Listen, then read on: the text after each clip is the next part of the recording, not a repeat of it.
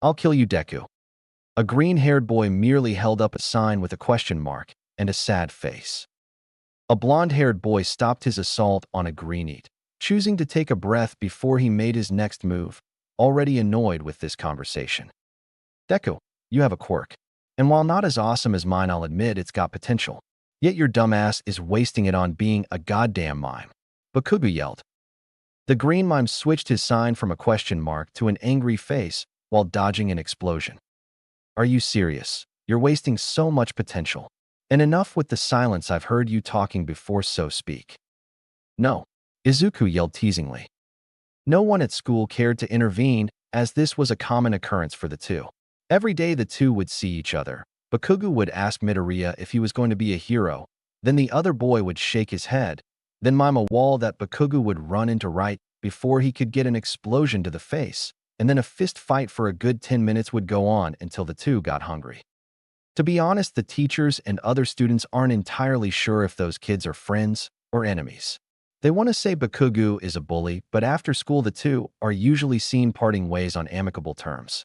It's really confusing for everyone. Those watching turned to see Midoriya point to his outfit underneath his uniform and the black and white makeup he has in his backpack, before throwing Bakugu across the yard with his telekinesis, or as Izuku identifies it, as his mime quirk, which grants him the ability to construct whatever he can think of. That right there, you just tossed me like nothing and you want to waste it on party tricks. Bakugu seethed. Everyone held their breath in anticipation to see what Midoriya would do next. The bushy-haired boy merely gasped and glared at the blonde. How dare you? I haven't ventured out to parties yet, and you know that. He yelled, looking very insulted. Is anyone going to stop them? A girl asked. Do you want to get caught in the middle of that? Another girl asked, pointing to Midoriya pretending to toss a lasso onto Bakugu and tying him up, while the other boy rides on the ground.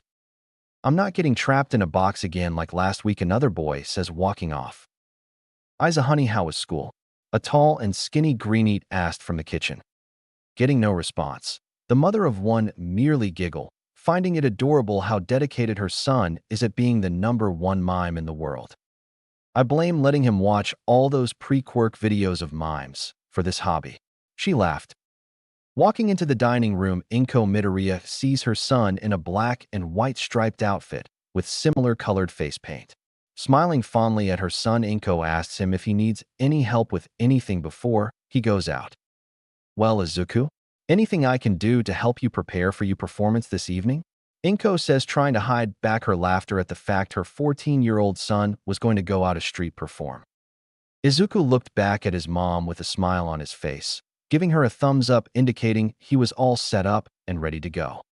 All right then, but remember, if you need anything, don't hesitate to call or text, whichever you prefer. If I'm in trouble, I'll call. If it's anything else, I'll text, Izuku says happily, not at all minding he was breaking his oath of silence to speak with his mom. Thank you, Izuku. I know how much you hate speaking because it breaks that mime code, but really it lets me know you're safe, Inko said, smiling. I know, Mom, but I'd break any code for you, Izuku says, grinning before his mother shoos him off.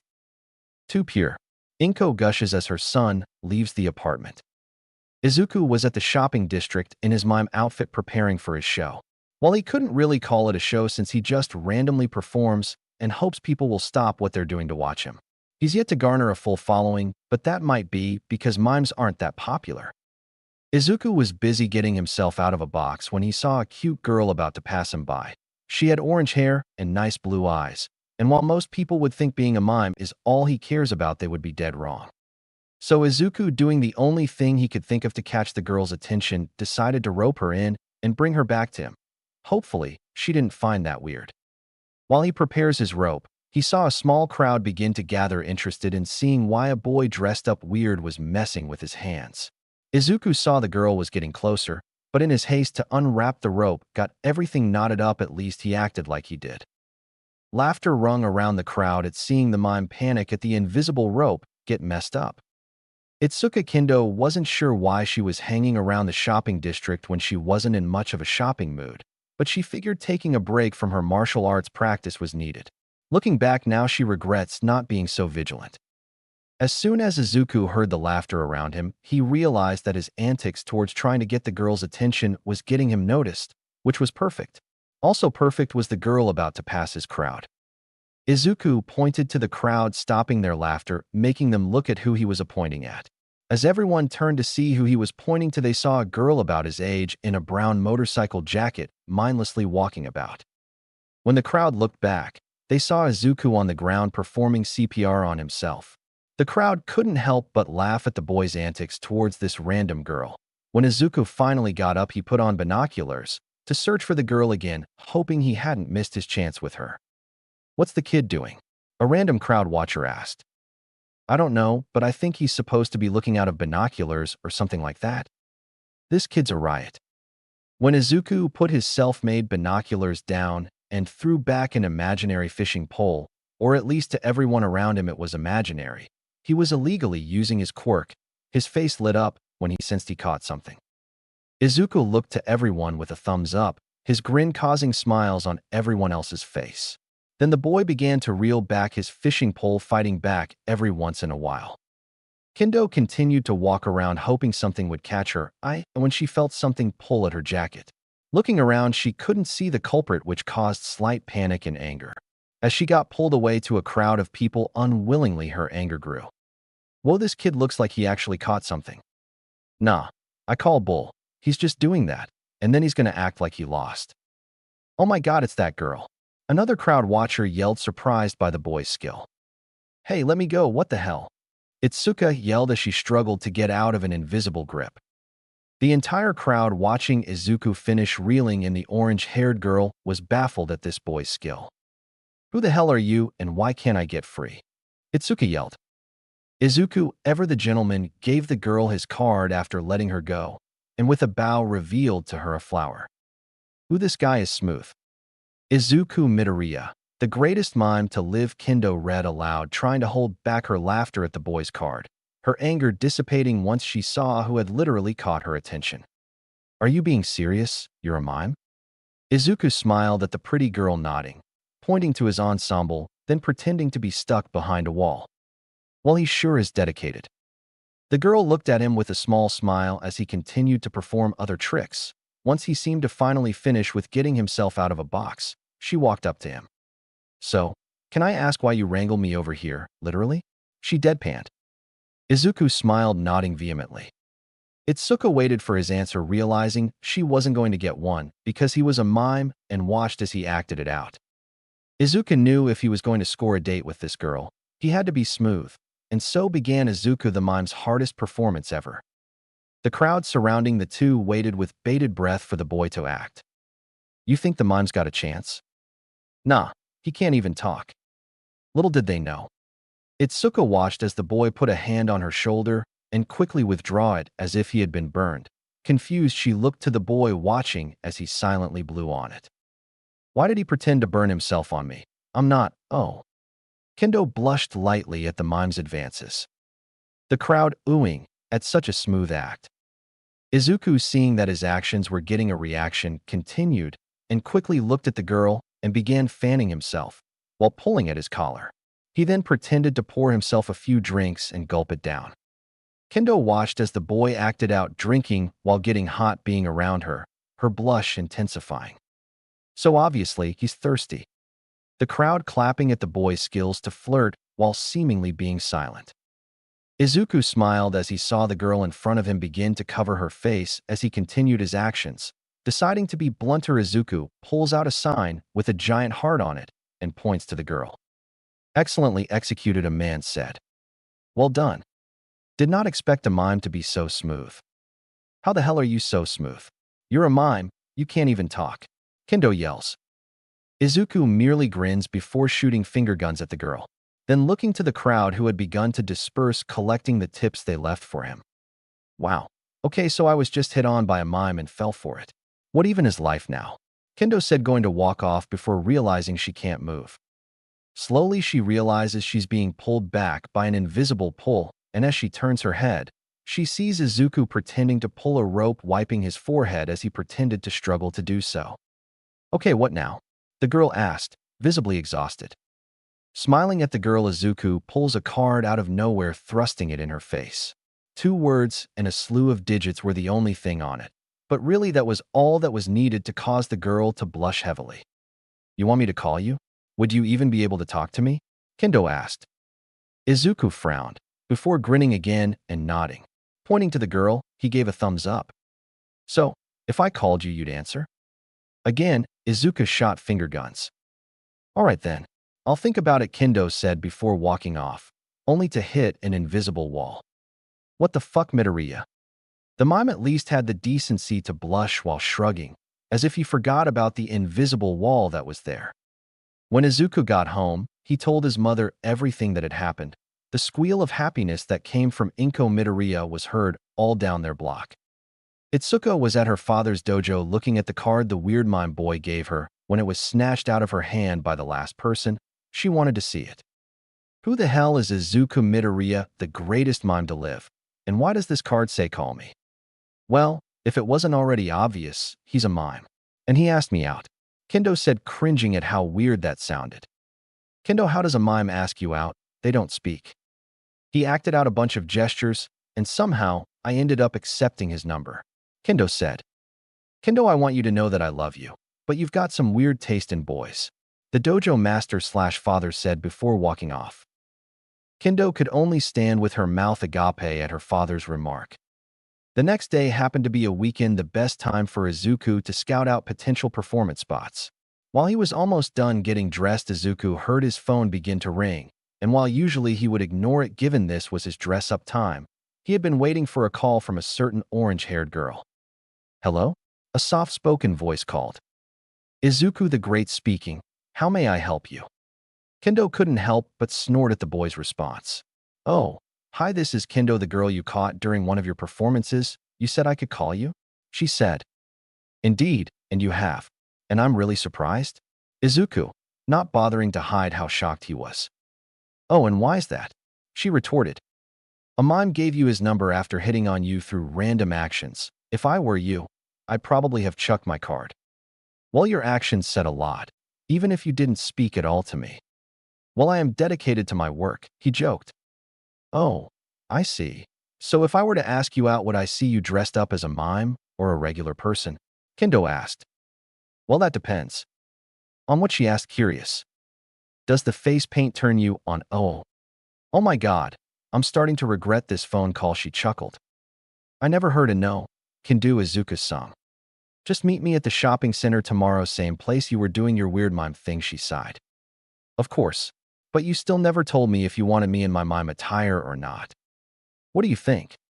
"Surprised you got it," Izuku quickly answered before hanging up. "I'm gonna regret this date. I can already feel it," Kendo sighed. The next day, Izuku was a mess deciding on what to wear to his date with the pretty girl he had met. He had wanted his mom's help, but she had already gone out for breakfast with Aunt Mitsuki. So now Izuku was left alone to find an outfit that was nice, but not too nice. Maybe this would work, he thought. Kendo wasn't sure what to expect when she said yes to a date with a mime.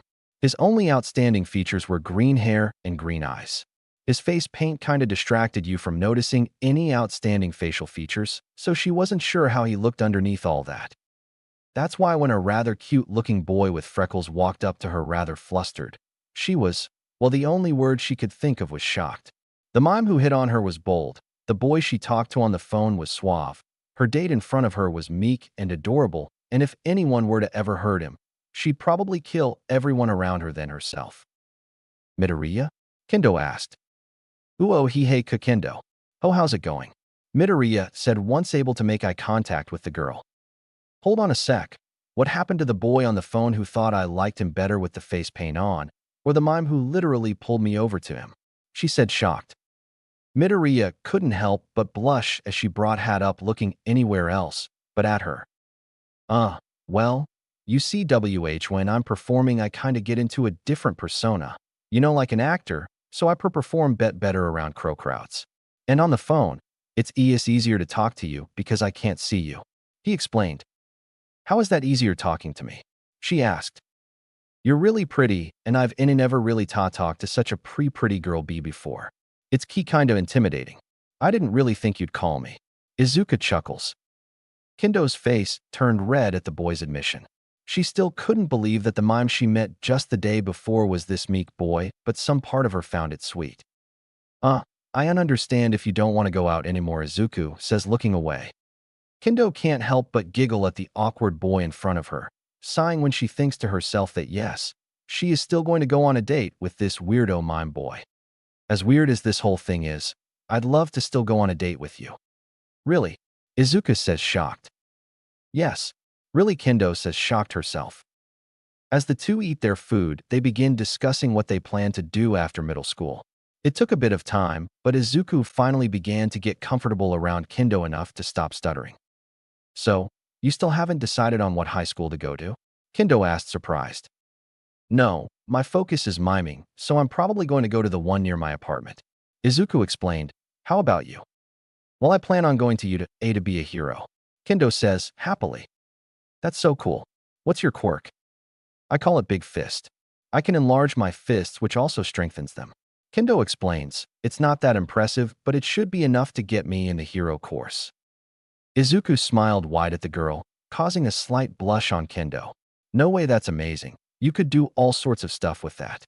If you need to swipe away any type of residue or say poison gas, you could use your hands as fans or lift debris easily.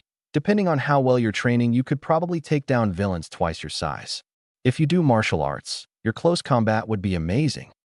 Kendo stared at the boy in front of her wide-eyed. In a matter of seconds, he had analyzed her quirk and even guessed that she could double the advantage by doing martial arts. Well, that's exactly right. I'm currently doing karate to help me with my close combat. How did you do that? Kendo asked. Izuku rubbed the back of his head, embarrassed. Well, when I was younger, I used to analyze hero quirks, but then I kinda stopped once I started learning how to be a mime. I really want to be the best mime in the world, so I devoted all my time to the arts. Izuku said with his eyes shining. Really? Huh? I just assumed miming was some sort of secondary thing you did with your quirk. That was your quirk you used on me, right? Izuku scratched his cheek, embarrassed at being caught. Yeah, I call it mime since I can create invisible constructs, hence the rope. It's also kinda an ode to what I plan to be. And I did want to be a hero when I was younger, but then I saw these pre-quirk videos of this famous mime Charlie Chaplin, and my entire dream changed. Now I want to make people smile with my performances. Kendo smiled fondly at the boy's declaration, although she couldn't help but think of something. Well, if you wanted to be a hero when you were younger, why don't you just do both? I mean, a lot of other heroes have side jobs alongside heroing. Izuku stared at the girl, speechless. He never really thought about doing dual professions. But then again, after all this time, does he even want to do both? I don't know. I guess I never really thought how heroing and miming could go together. For me, I've always been a one-track mind. He said, smiling. So that means UA is a no-go, huh? Kendo said, smiling sadly. At first, Izuku wasn't sure why Kendo looked so sad. But then he realized that if he and Kendo were pursuing different passions, then they wouldn't be able to see each other that much, and he was having a lot of fun with the girl in front of him. So he'd be stupid to let the girl who was okay with him being a mime go. Would you believe me if I told you I just decided on applying for the general ed course at UA? He said sheepishly. No, but I would find it flattering if you decided to make that choice, just so we could see each other more. Kendo said, smiling. What, no? I mean, yeah, I'd love to go out with you more and possibly be your boyfriend. But Kendo, you're moving too fast for me. I mean, even though I want to put my all into miming, I still need a good education so I can get into a good college, and what better school than UA? Izuku tried to say. Kendo merely looked at Izuku's blushing face and began laughing. So you don't want a second date? Kendo joked, eyebrow raised. Yes, please, Izuku said. I have a martial arts competition next weekend. If you want to come watch me, Kendo said, smiling, hoping the boy's answer would be yes.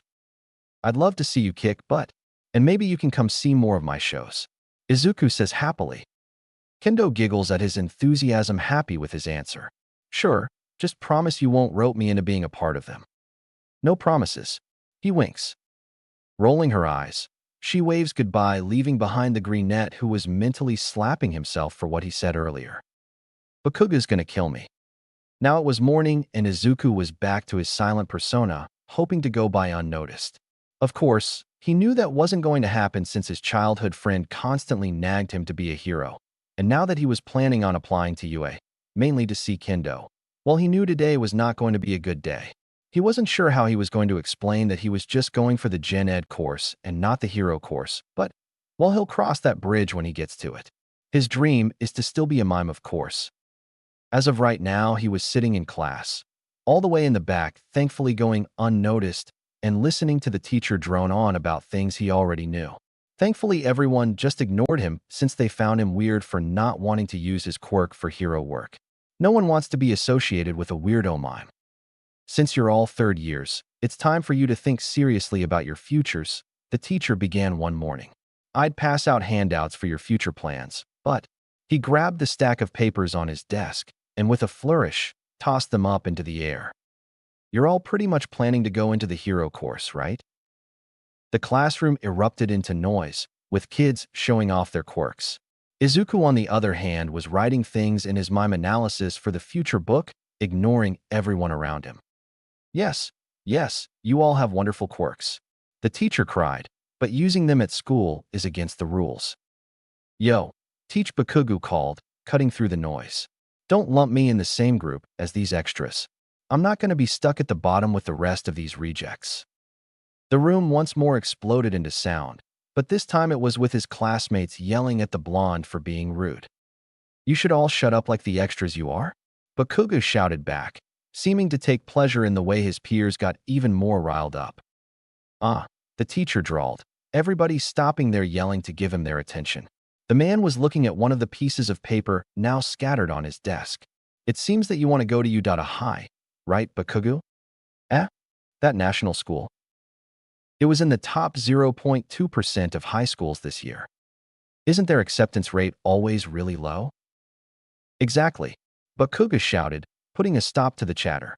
That's why you guys are just a bunch of extras. He leaned back further in his chair, then pushed himself into the air with just his arms alone, landing on the desk to tower above the rest of the class. I aced the mock exam. I'm the only one at this school that could possibly get into U.A. I'll surpass All Might and become the top hero. My name will be the highest on the list of top earners. Bakugu cried with passion, steadily getting louder and using explosive movements to match his tone. Izuku couldn't help but smile at his frenemy. While he saw him as cocky, he also knew he had immense potential to be a great hero. If only he got off his high horse. The teacher, used to his students' antics, spent a moment shuffling through some other papers before something caught his eye. Oh, Midoriya, I'm honestly surprised by what you wrote, but it seems like you're aiming for U.2, aren't you?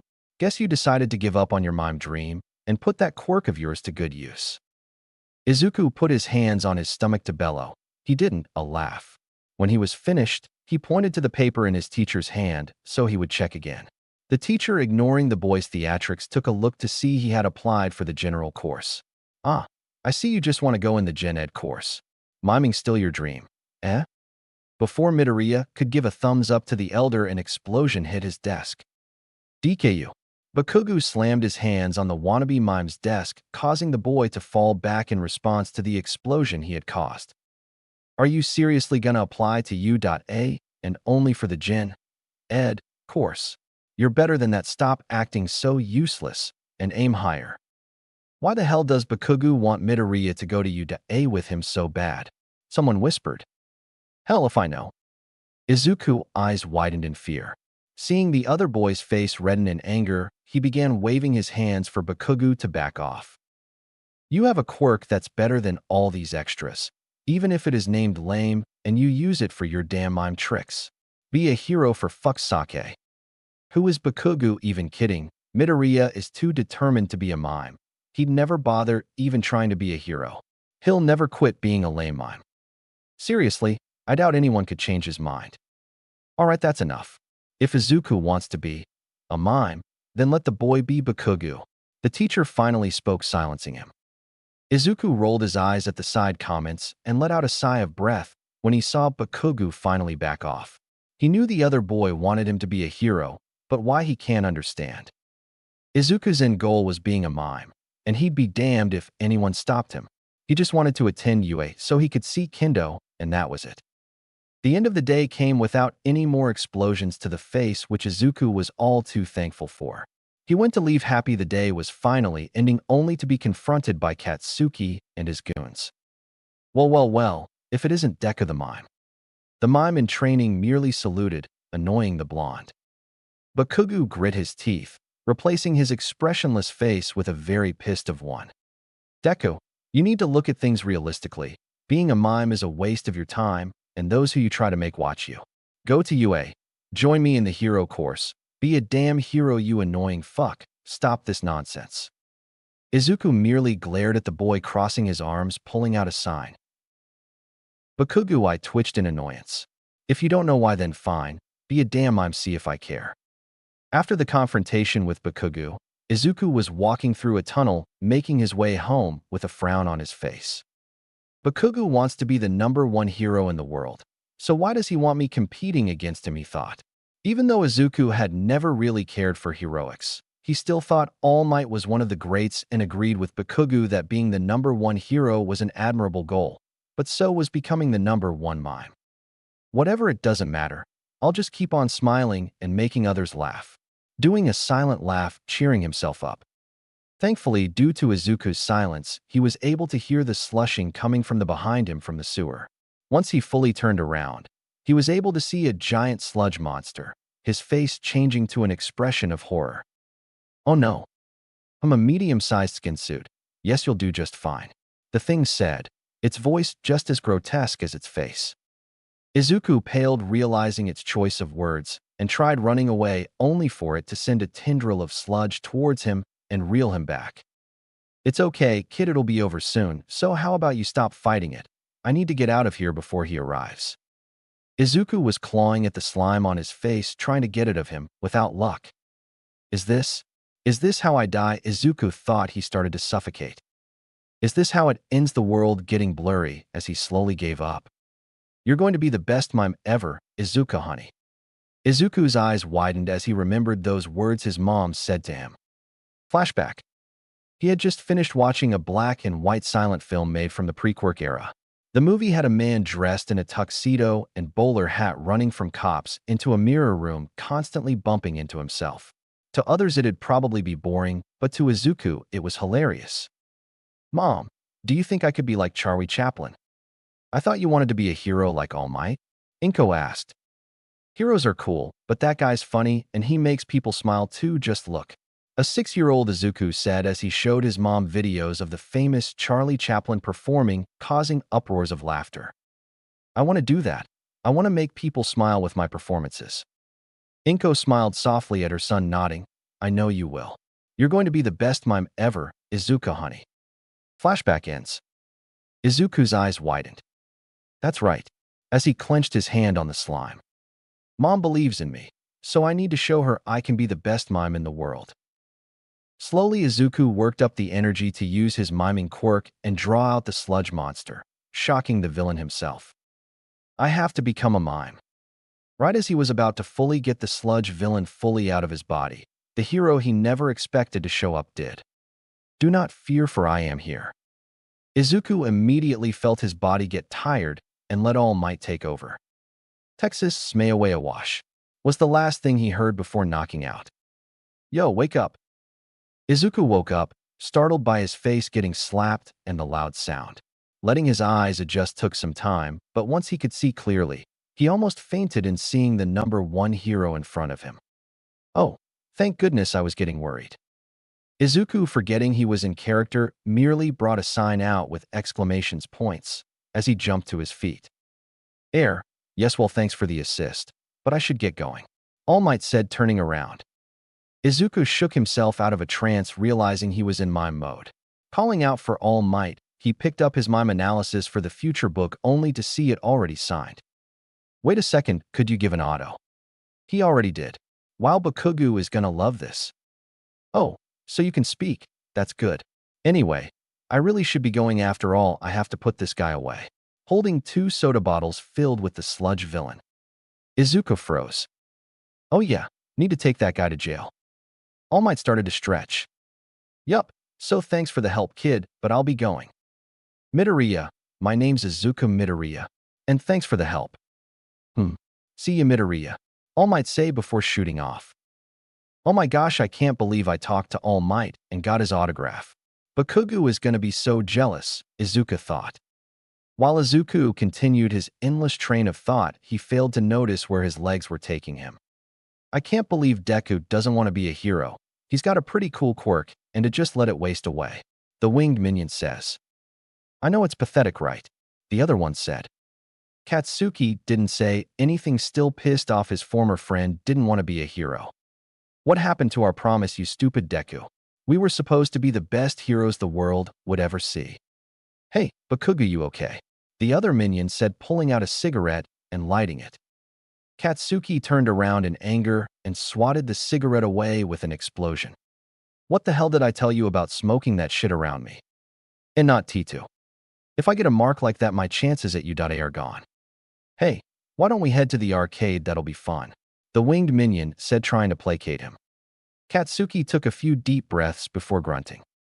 Fine. However, before they could get far, a chilling voice stopped the three boys. Ooh, a medium-sized skin suit with a powerful quirk, excellent. A disgusting voice said, accompanied by the sound of slush. I can't wait to show Mom my autograph. Izuku said to himself, unaware of the area he was walking to. Boom. Whoa, what's happening? A villain attack, that's what. A villain attack. Looking up, he realized he was in a crowd. Man, this would be the perfect crowd for a mime performance. Too bad a villain is here. Hey, isn't it that sludge villain from before? Yeah, wasn't All Might chasing him? Izuku froze. But how did he get out if he was with All Might? Damn it, I can't get to him. Can anyone else? Deatharm said. I'm too busy with this fire. Backdraft shouted. Wood and fire don't mix. Kimui Wood's running, carrying citizens to safety. A one-way street, my only weakness. MT Lady said. No heroes around to save the hostage? But there's heroes all over? Izuku said, looking around. Why aren't the heroes doing anything? A random crowd watcher asks. Because he keeps letting off explosions. Another answered. Izuku froze when he heard that and slowly looked at the sludge villain. He has a hostage who is letting explosions off. The hostage is Kakin. He needs help. Kakin needs help. Kid, stop, get back here. Death Arms yelled at Izuku as he ran past the brigade towards Katsuki. Wait, what? Izuku's eyes widened when he realized what was happening. Why am I running, he thought. I can't stop. I can't stop my legs. Izuku thought, immediately pulling out a sign with an exclamation point on it. How could I have let those bottles slip from my pants? If only I was stronger. All Might growl. Looking away from the scene, a tall, skinny blonde clenched his fists, agonizing over his failure of fully capturing the sludge monster. That is until he sees the young boy he ran into and helped him catch the villain the first time. What is that young man thinking? All Might thought. You. The villain said, shooting slime tentacles at Izuku only for him to dodge just barely and continue running to Kakin. What's that kid doing? What can I do? Izuku thought, running, before remembering one of his moves he could use. Mid-run, the boy stopped where he was, shocking everyone that he would be so bold to be an easy target for the sludge target.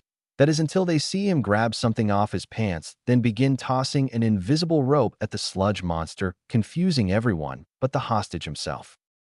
What the hell does that kid think throwing nothing is gonna do? Kimui Wood says. Hell, if I can, holy shit, he caught the boy. Everyone in the crowd was in shock as they witnessed the boy lasso Bakugo and slowly pull him from the sludge monster's grip. DKU, what the fuck are you doing? He screamed, finally able to breathe with the help of Izuku's stupid mimery.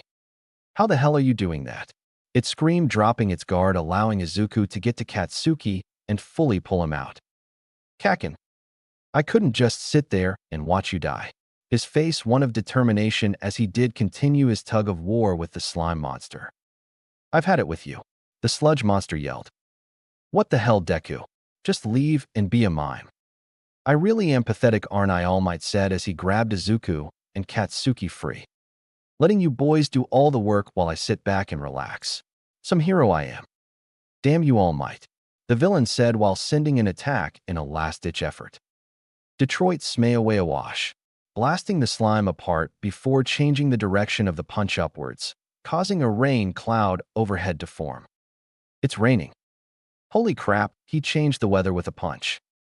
The crowd cheered for All Might with him, giving them a victory pose before looking back at Izuku, who was dizzy from all the sudden movement. Once Izuku was finally able to go home, he was visibly exhausted. Not only did Kaken get praised for his quirk, but he got chastised for his help. Deku. So much for a nice walk home, Izuku thought before turning around to see a very red Katsuki. Katsuki was breathing heavily, stomping his way all the way to the greenette's face. Listen, you didn't help me today. I would have been fine without you. So you go back to being a stupid mime, and I'll be the hero. That was strange. Izuku's sweat dropped before turning and going to walk home. I am here, All Might said as he slid into Midoriya way. All Might, what are you doing here? Izuku shouted, shocked to see his hero again so soon. BKBLARGHH. Oh my god, are you alright? You don't look like All Might. You're an imposter, aren't you? I'm gonna get sold because I'm cute, aren't I? My mom told me about people like you. Izuku yelled. What, no? I assure you I'm the real deal. This form is because of an injury that occurred 5 years ago. 5 years ago? That was the toxic chainsaw fight? Uffed. Please, that guy couldn't hold a candle to me. No, this was something else. Due to that, I can only hold my form for 3 hours to the day. All Might explain. Izuku was horrified from this information, but kept it hidden, not wanting to worry the symbol of peace. Well, this is nice that you're telling me, but why? Izuku asked, confused. All Might nodded, glad to be back on track of his original mission for meeting the boy. Tell me, young Midoriya, when you ran to save that boy, your legs, they moved on their own, didn't they? Izuku tapped his chin, trying to remember the feeling, a rush of how fast he was running, yet not being able to stop himself coming back. Yeah, that's exactly what happened. All Might smiled wide before saying his next words. You see, young man, the best heroes fight for what's right. They rescue without a second thought. But what a lot of them have in common is that when someone was in danger, their legs moved on their own, including myself. Izuku started to look confused as he told him these things. You ran headfirst into danger when no one else would. Izuku nodded, remembering all the heroes who said there was no way they could help. Young man, you can become a hero. Izuku froze at those words said from his hero, feeling a bit awkward. Oh, what? All Might raised his arms in the air. I deem you worthy of inheriting my quirk. But I don't want to be a hero. All Might looked at Izuku curiously, unsure if he heard right, the younger boy's next words causing the man to choke. I want to be a mime, the world's greatest mime to be exact. Are you serious, my boy? You have such great potential to be a hero, and you seem to already have a good grasp on how to use your quirk. Izuku began to sweat. It's just I really want to be a mime and put smiles on people's faces with my performances. They say laughter is the best form of medicine, and I want to make people laugh. All Might's sweat dropped at his hopeful successor. My boy, have you ever thought that perhaps you could do both? All Might asks. Izuku stood frozen at All Might's suggestion. Just a thought, young Midoriya. You could make people smile with your miming and with saving people. That's what heroes do. They save people with a smile on their face, which in turn makes the people smile. Izuku looked at the tall man before giving his answer. I mean, that's really tempting, but I have a lot of work cut out for me in miming and stuff. Are you serious? I'm giving you an offer of a lifetime, and you're still hesitant? All Might choked. Then again, if I got to UA for the hero course, I could see Kendo more, and I mean making double the amount of people smile. Izuku started mumbling, ignoring All Might. All Might's sweat dropped at his successor. Alright, I'll do it. But you have to promise this hero stuff won't get in the way of my miming. Izuku said with a smile on his face. Ha ha ha, you're weird, but I'm glad you said yes. I promise you'll have time for your mime stuff, young Midoriya. Now meet me at Dagoba Beach tomorrow at 8 a.m. Izuku laid in his room, thinking over All Might's words, unable to get over them. Heroes make people smile too. Izuku already knew this from seeing All Might save people. It's just the way Charlie Chaplin did it was so different that Izuku wanted to see if he could do the same. Now here's the number one hero telling him exactly what Kendo told him, that he could do the same as a hero and a mime. Well, looks like I'm going to see if it's possible after all. At least Bakugu's going to be happy, you think? Dinner was a silent affair as Inko Midoriya was still slightly worried over her son's actions. He hadn't mentioned wanting to be a hero since he was 6. So, it was a shock when she saw him go to save Bakugo. Then again, I always knew deep down he still had a heroic heart. Mom. Inko was brought out of her stupor when she heard her son's voice. Yes, honey. Do you think I could be a hero and still be a mime? Izuku asked hesitantly. Inko was unsure where this was coming from, but she knew she had to answer this carefully. Honey, why are you asking this now? You've been trying to be a mime, the #1 mime for years. I thought you gave up being a hero. I had. But I met someone, someones who said I could do both, and it just made me think why I never thought about that. All these years I could have aimed for both, but instead I only focused on one. Izuku, honey, it's okay that you did. Being dedicated to one thing over another isn't bad. It just proves how determined you are to reach that goal, Inko said, smiling. But if you feel like being a hero is still important to you, then I think you should go for it. Izuku smiled, nodding. His mom was right, as always. Just because he focused on one thing doesn't mean he can't focus on another. As of tomorrow, Izuku was going to go for being the #1 hero/mime in the world. The next day, Izuku woke up prepared to meet All Might. So why are we here at Dagoba Beach, All Might? Well, we have some training to do. You're not worthy of OFA just yet. But you said I was earlier? Midoriya said. Your body isn't. My Quirk OFA binds the physical strength of many people into one. Your limp noodle body isn't ready for it. Your limbs would pop right off. All Might explained. Now that's not true at all, Izuku said, as he ripped off his shirt, mildly insulted. For a mime, you are actually quite fit, All Might said, surprised. Nevertheless, you still are not prepared for OFA. You need to make your body into a proper vessel, and I have just the way to do that. Here is my aim to pass. American Dream Plan. All Might said. Passing the papers off to Izuku, the new hero in training looked through the exercise schedule, grimacing. Once All Might deflated, he began speaking again. You'll follow this plan for the next 10 months, as the entrance exam will be taking place in 10 months. You've trained your body well, but you still need some training. As for why I chose this place for your training, well, not only will you train your body, but you'll also clean up this beach. Oh yeah, this spot was a tourist attraction and pretty popular in the past, but ever since then, it's been deserted and trashed. Midoriya said as he looked at the massive amount of garbage stacked up on top of each other. It used to be heroes were about civil service, but now it's all about being a celebrity. All Might said. Anyways, let's begin your training. All Might bellowed as he fist-pumped the air. Midoriya mimicked his mentor's actions, and just like that, they began the training. Training with the best hero in the world was rather grueling as Midoriya panted, carrying his mentor in the morning with the sun basking them in warm sunlight. While Midoriya was at home, he made sure to go over the aim to pass workout plan, only for him to focus on one part. All Might kept his promise, Izuku thought as he read the hour-and-a-half-hour allotted time for Izuku to practice his miming. It wasn't much, but he understood that he needed the training more than the miming right now. Izuku felt his heart soar at the #1 hero consideration. It was nearing the end of the week when Izuku looked at his calendar and saw what was coming up, Kendo's martial arts competition. He looked at his training schedule and saw he had Saturday free to do as he pleased. Awesome, and Kendo's competition isn't until the evening, so I can squeeze in a performance before I have to meet her. I'm sure she won't mind if I show up in my mime attire, Izuku said happily. Izuku prepared himself for this performance. He not only got his face paint on, his mom pressed his shirt, shined his shoes, and even packed all his signs. Today was a good day to be a mime. As he headed to the park where apparently Pop Step was also said to be performing, he was filled with excitement. If he was right, then the crowd that would be there would be huge, seeing as Pop Step was well known all around Japan. With this type of exposure, he could start to get his name around. Izuku had just gotten to the park when he saw a huge crowd awaiting Pop Step. He knew this since no one was around yet, and he heard a stranger say that Pop Step had yet to show up. It was with this information he hurried to the opposite corner. Street performer etiquette says you never take their spot, even if they're a few minutes late, and started to set up. With the case set, his sign which stated his name up, Izuku began to perform.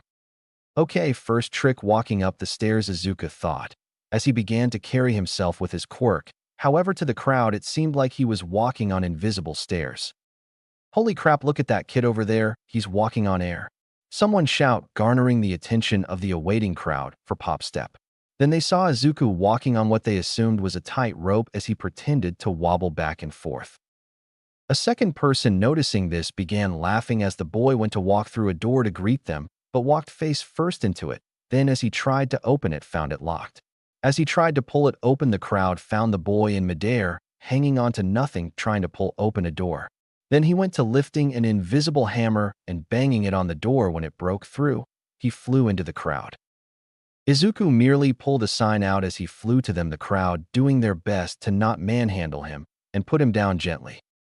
Laughter rang around as Izuku began to bow to them in apology for such a short show, enjoying the applause and chant of his name. Kendo was warming up for her turn against the other green belt student when she looked to the stands again to see if the boy she had lunch with last week was there. When she saw the green hair missing, she frowned to herself, thinking of course he wouldn't come, he's probably more focused on being a mime. There was only one more round until it was her turn, and it was as she was readying herself to go up that the dojo doors slammed open. The entire dojo looked to see who would cause a ruckus, Kendo included, only for her to turn bright red and turn back around. Laughter rang as the crowd saw a boy in mime attire and a sign with their very own Kendo's face walk and smiling. Kendo's father couldn't help keeping the shit-eating grin off his face as he grabbed his daughter from the floor, dragging her to where the boy stood. Dad, what the hell are you doing? I'm up next, I should be warming up, Kendo yelled, as everyone began to put two and two together. The older kids not even trying to hold back their laughter as they see the mime waving to Kendo, then pointing to his sign. The dojo master only shook his head, enjoying this too much as he looked to his daughter, who was covering her beet red face. Kendo, you sure do know how to pick him. You know, at first, I was worried I was going to have to give him the old shovel talk, but this guy looks like a nerd and you most likely would break his heart before he does yours, he laughs. Shut up, Dad, Kendo hissed, as they reached Izuku, who was taking pictures with the little kids of the dojo. Hey you, are you Izuku the Great? Kendo's father asked, thrilled to meet the mime. Midoriya, this is my dad, Kenta. Dad. Izuku, Kendo said with a sigh. Although Izuku wanted to speak, given he was in the presence of the father of the girl he liked, Izuku was still in mime attire, therefore he couldn't speak. Not yet. Instead, he mimed and gave the man a thumbs up. The dojo master nodded. Don't you speak when in the presence of your elders, Midoriya? Izuku shook his head, pointing to his attire. You're pretty dedicated to your mime getup, huh? The sensei asked. Izuku gave him a thumbs up, then winked. Gotta ask, Midoriya, what are your intentions with my daughter? 'Cause she plans on being a hero, and I can't have anyone being an obstacle stopping her from her dream, the man says with a glare. Izuku begins to sweat at the bulky man. Waving his hands, Izuku points to himself, then begins to punch the air and do karate chops to the air. Once finished, he gives a big smile and bellows a silent laugh. While most everyone looks confused, the man in front of him smiles in approval. So, you plan on being a hero too, huh? All right, then I'll allow you to date my daughter. If that's the case, he says, walking off. The entire dojo all began to think the same thing. How did you get that from him, punching the air and laughing? Kendo merely looks at the boy before going, we're having a talk after this. Izuku winks and blows a kiss, causing the girl to blush. Stupid mime. Izuku watched as the girl he liked flipped the green belt on his back with ease. She was aiming to move to the next bracket in the dojo, and honestly at this rate, she was going to get it. At least that's what Izuku thought as he saw her kick the guy down in one fell swoop. The other dojo members. Buffed, look at the mime holding that picture of Kendo, a blue belt said, laughing, as he saw Izuku silently cheer towards the orange-haired beauty. What a nerd. Can't believe Kendo actually likes that weirdo. I'm not gonna lie, I think it's cool that the kid isn't embarrassed to go out in public like that and just perform, an older student said to the blue belt who was trying to make fun of Izuku, the younger student looking down in embarrassment at no one going along with his jibes against the greenette. Takes guts to be able to put on that face paint and even pretend to hit an invisible wall. I may be able to judo flip people twice my size, but I could never do what that kid does, another older student says with a laugh as they watch Izuku pull out a random sign with a heart and point to Kendo as she waits for the next round to be called. I really have to talk to him about coming to my competitions in his mime attire, Kendo says, blushing.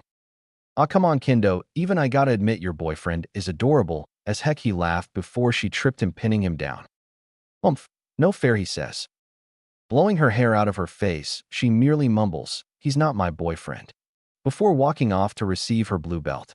After bowing to her father, the dojo master, she switched out the belts, happily showing off the belts to her friend's face, dropping when she felt something pin her arms around her, alarming her friends. Yo, Kendo, what's wrong? You just froze up on us. One of the older students asked. Seeing the younger student face pale frightened him. Seeing her get dragged backwards scared the shit out of him. Seeing this prompted all the students to jump on the girl to not let her get dragged any further. What the fuck is happening, sensei? Their sensei, however, merely cackled at his students dogpile his daughter, who was just being dragged to the mime boy, who was now struggling to pull the rope with 15 students holding onto his daughter. But apparently the little string bean was stronger than he looked, because slowly his entire class slowly slinked towards him. What is happening? Kendo wanted to cry of embarrassment. She honestly wasn't sure whether Izuku was worth this. But then she looked back and saw him pulling the invisible lasso, his red face visible beneath his face paint with a small smile on his face, and she thought, God damn it, the nerd's worth it. Sensei, the dojo is haunted. Oh, wait, it's just the weird mime kid trying to drag Kendo to him, the black belt who defended him earlier said, laughing. Izuku merely gave a two-finger salute as he paused in his pulling, letting all the students get off Kendo. When every student was off, they saw Kendo practically fly towards Izuku, who caught the girl easily. Although she was angry, the girl merely laughed at the mime, who then decided now would be a nice time to kiss Kendo. How wrong he was. Because of how sweaty he had gotten from trying to pull Kendo along with her friends towards him, his face paint was slowly coming off. Mix that with Kendo's sweat that she forgot to wipe off, and well, once the kiss was done, neither would ever live down what their faces looked like because of it. Does this mean you're my boyfriend? Kendo said, smiling, looking ridiculous with his face paint all over her lips. Izuku nodded happily, trying to hide his laughter at what he saw. However, the rest of the dojo did not, and the flashes from their camera phones did nothing to hide Kendo's concern. When she went to the bathroom to see why everyone was looking at her, a scream was heard and laughter outside was bellowed, Izuku's included. Okay, Mr. Midoriya, no funny business while you and my daughter are out on your date, Kendo's father said, arms crossed. Behind him, his students stood in the same pose, so to intimidate the young mime who for some reason had yet to change his attire. Well, to be fair, he's a mime, so there's bound to be some funny business, an older student points out, before the dojo master glares at him to shut up. Ya mime boy, be good to our Kendo, or we'll make you regret it, the black belt threatens. Guys, can you stop trying to scare away Izuku, Kendo whined. Kendo's father looked back to his daughter. You doubt that's gonna happen? Your mime boyfriend doesn't look the least intimidated by a third-degree black belt and 20 other martial arts students, he deadpants. Kendo confused looks behind her to see what he's talking about, to see Izuku shooting finger guns with a big grin. Of course he wouldn't take their threats serious, she thought. Unknown to any of them, Izuku was scared shitless, but was merely hiding it behind his mime persona. Oh my god, please God, don't let me do anything to make Kendo cry, he thought as he continued to smile happily. Mr. Kendo, sensei, no offense to you or Kendo, but spit it out, the dojo master sighs. Your daughter has interesting taste in boys. The older man shakes his head, chuckling. Hey, don't look at me. I met Kendo's mother in high school, and last I checked she wasn't a mime, he said.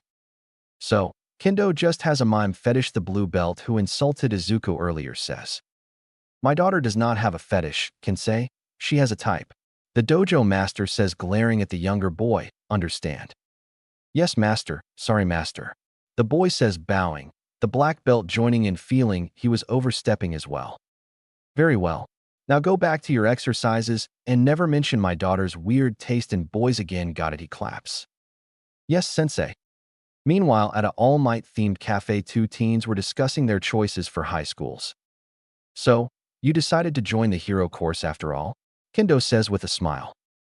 Izuku, still in his mime attire, gives a thumbs up, silently laughing at the girl's exasperated look. You really can't talk to me, even now that you're not performing, she questions. Izuku looks apologetic as he pulls out a sign with the word no on it, his girlfriend giving him a certain look he can't decipher. That is until he sees her lips twitch up and she begins to smile at his silliness. Fine, but promise when you're not miming. We'll have a talk about you changing your mind about which course you're going to attend at UA, Kendo says with the, in Izuku's opinion, cutest puppy dog eyes he's ever seen. Deep inside Izuku, he has an internal battle. He knows he has a mime code which forbids him from speaking while wearing his mime attire, but at the same time seeing Kendo look sad makes him want to break it. Izuku, are you okay? You look like you're in pain. He's gone, Kendo says, shaking her head. Weirdest boyfriend ever, she thinks as she looks at the empty chair in front of her.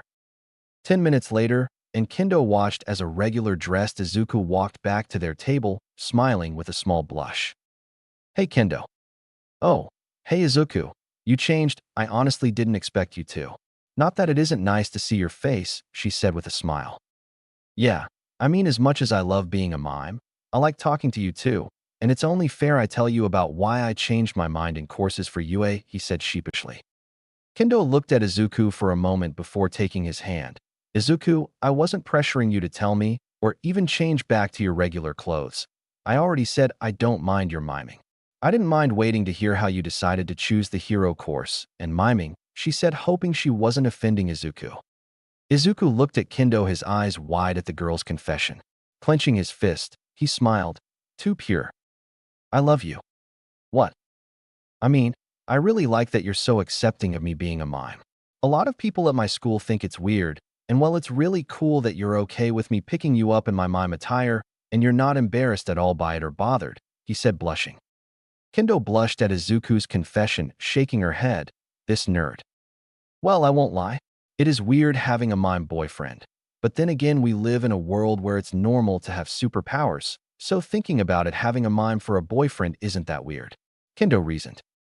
Izuku smiled at his girlfriend's reasoning, nodding his head. Yeah, and plus when I'm super famous for being the best mime in the world, you can say that you were by my side the whole time cheering me on, Izuku said, pumping his fist.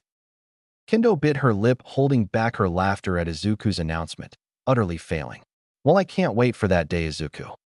Now that we have your mime business out of the way, why don't you tell me how you decided to also be a hero? Kendo asked. Izuku sat up, remembering that the whole point of their date was so he could explain how he changed his mind.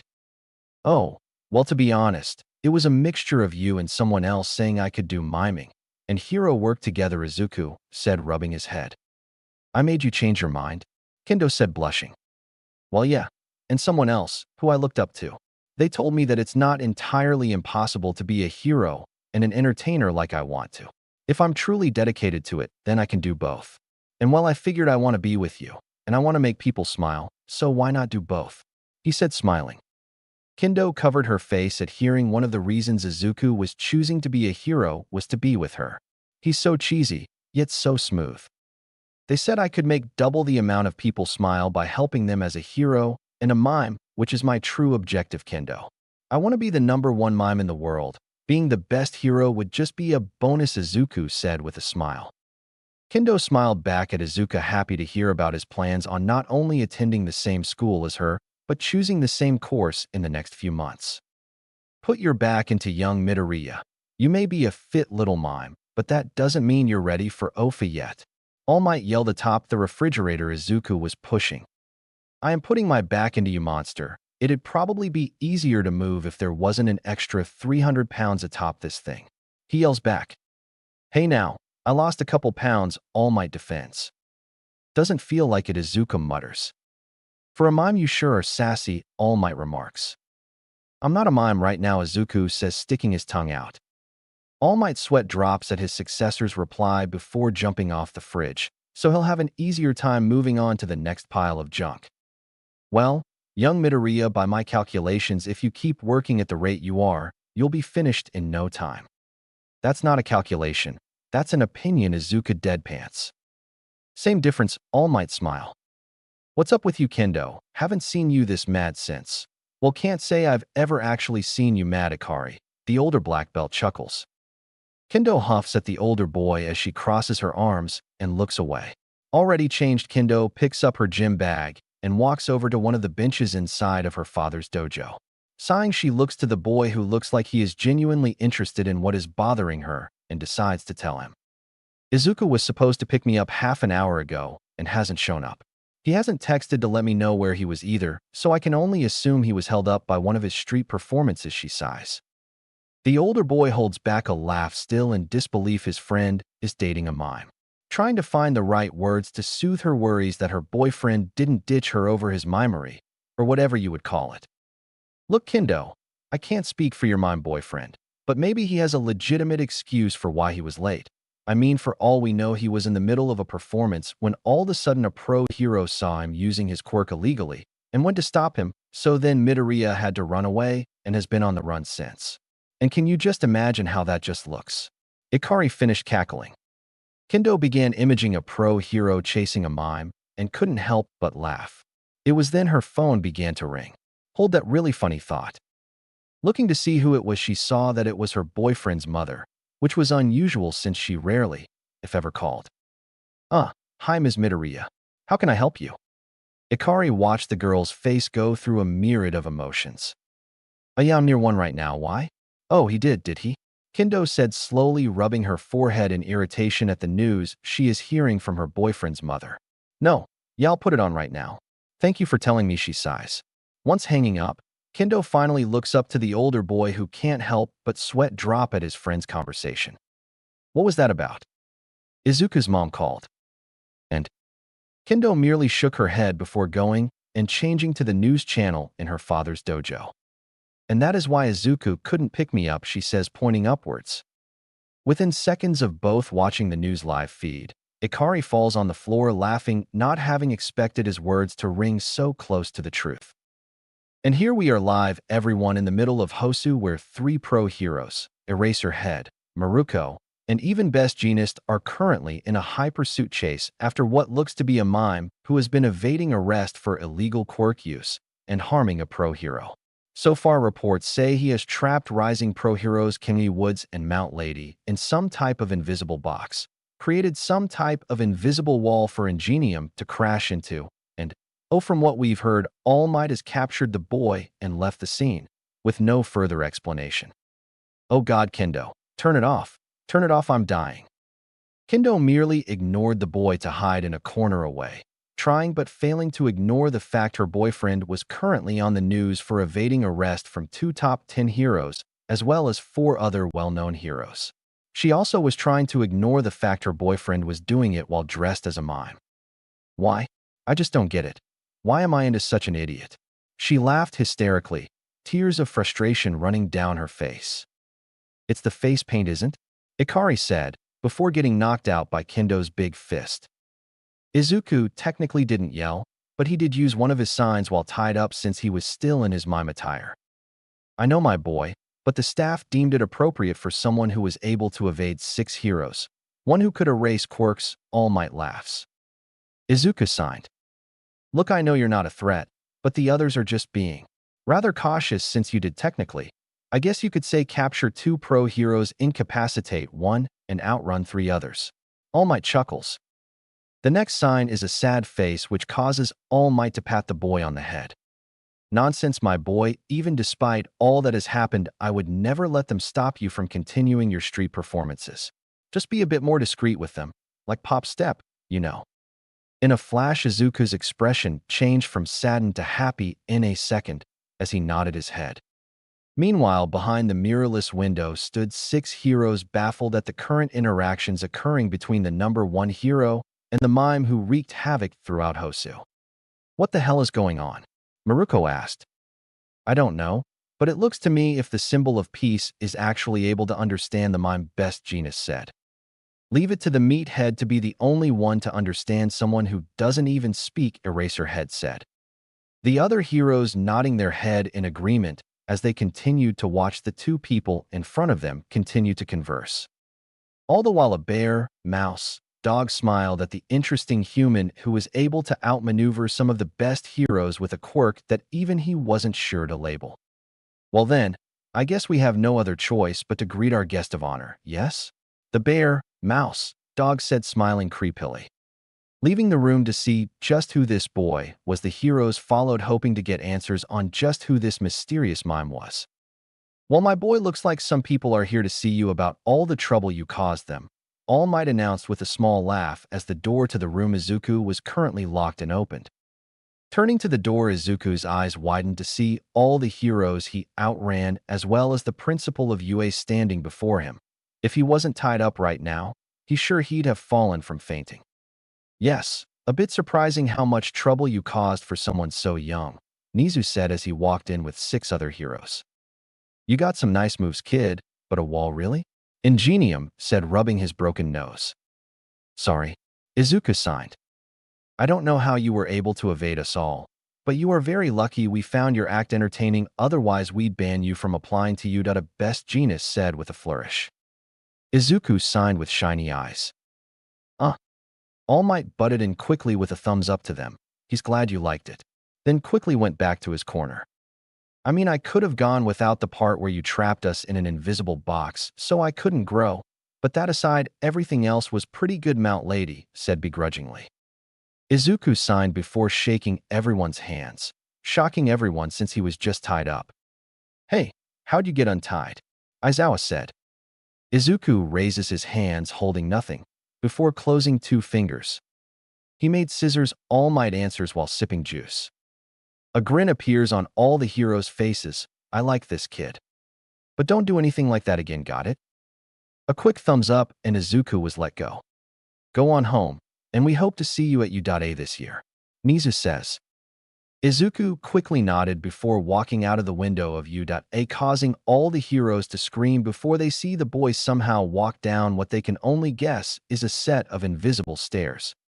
What the hell was that? Maruko yelled.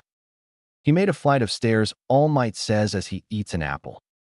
What did that kid say his quirk was again?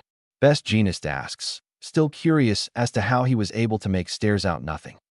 He didn't, Maruko says, slapping herself for not asking. Well, regardless of what it's called, or is, that kid has a weirdly strong quirk that was unbreakable for me, and Mount Lady Kimui Woods says, Mount Lady nodding along with him. I agree. I was running high speed and crashed into his invisible wall, and nothing happened to it even after the crash. I'll admit he's got potential, Aizawa grunted. Yes, I believe he will grow to do great things when he comes here. Don't you think, All Might? Everyone turned to see All Might replaying their failed apprehension of the mime boy, snickering quietly. Oh, that's gotta hurt. All Might chuckles when he sees Ingenium run into an invisible wall Izuku made while running from the speedster. The hero looked away, rubbing his face. It did. The other heroes looked away, just as embarrassed. It was the next day, and Izuku had decided to take a break on his street performances, mainly to avoid almost getting arrested by any more pro heroes. Which reminded him, he missed out on getting all those pro heroes' signatures. Well, at least I wasn't arrested or banned from applying to UA. That would have sucked. As he walked to his destination, his mood started to take a turn for the worst as he suddenly remembered how he needed to apologize to Kendo for not picking her up yesterday for their date. Oh crap, I can't believe me getting caught sidetracked me, he said, slapping himself. Imagine that 6 heroes chasing after me and nothing. I'm mad at Suka, and I'm reduced to wanting to hide away forever. Sighing, the boy began his walk to his doomed Kendo's dojo to hopefully ask for his girlfriend's forgiveness. Thud. I'm sorry. You got chased after heroes, forgot to call, and then you didn't even think to have the courtesy to call me and let me know you were okay after all things were said and done. Kendo yelled after flipping Izuku on his back again, much to the amusement of the entire dojo. I didn't mean to. Forgive me, Izuku said, running around trying to get away from his girlfriend's wrath and failing. Never. Hee hee. Hell hath no fury like a girlfriend mad at you, Kendo chuckled, while watching his daughter kick her mime boyfriend's ass. I'm sorry. Apologize one more time, and maybe I'll forgive you, Kendo mumbles with her arms crossed. Really? No. That night. Ah, honey, are you okay? You don't look that good? Inko asked. Little did Izuku know, his mother knew very well why he looked like a car ran over him repeatedly. Kendo and she had a very long talk while he was out being chased by the heroes, and they discussed how he should be punished, but since she was his mother, she could never punish her little Izuku. Instead, she had Kendo do it. Well, I kinda made Kendo maid yesterday because I forgot about a date, which is totally understandable. I mean, I would be mad too if Kendo forgot about one of our dates for something like her practices or something like that. So she kinda, maybe used me as one of her practices dummies, Izuku said, wincing. Oh, my little Izuzu. Do you need anything? She asked. No, I'll be okay by tomorrow. I'm just glad Kendo forgave me after she finally mastered some move. She needed to advance to the next belt, Izuku said, smiling as he limped to bed. Inko stifled her laugh, shaking her head at her son. Kendo, you're a lucky, lucky girl. A few days later. HUP, HUP, HUP. Come on, my boy. Do you want to be ready for OFA, or do you want to be a little mime boy forever? All Might chanted as he jogs alongside him, until he notices Izuku beginning to slow down behind him.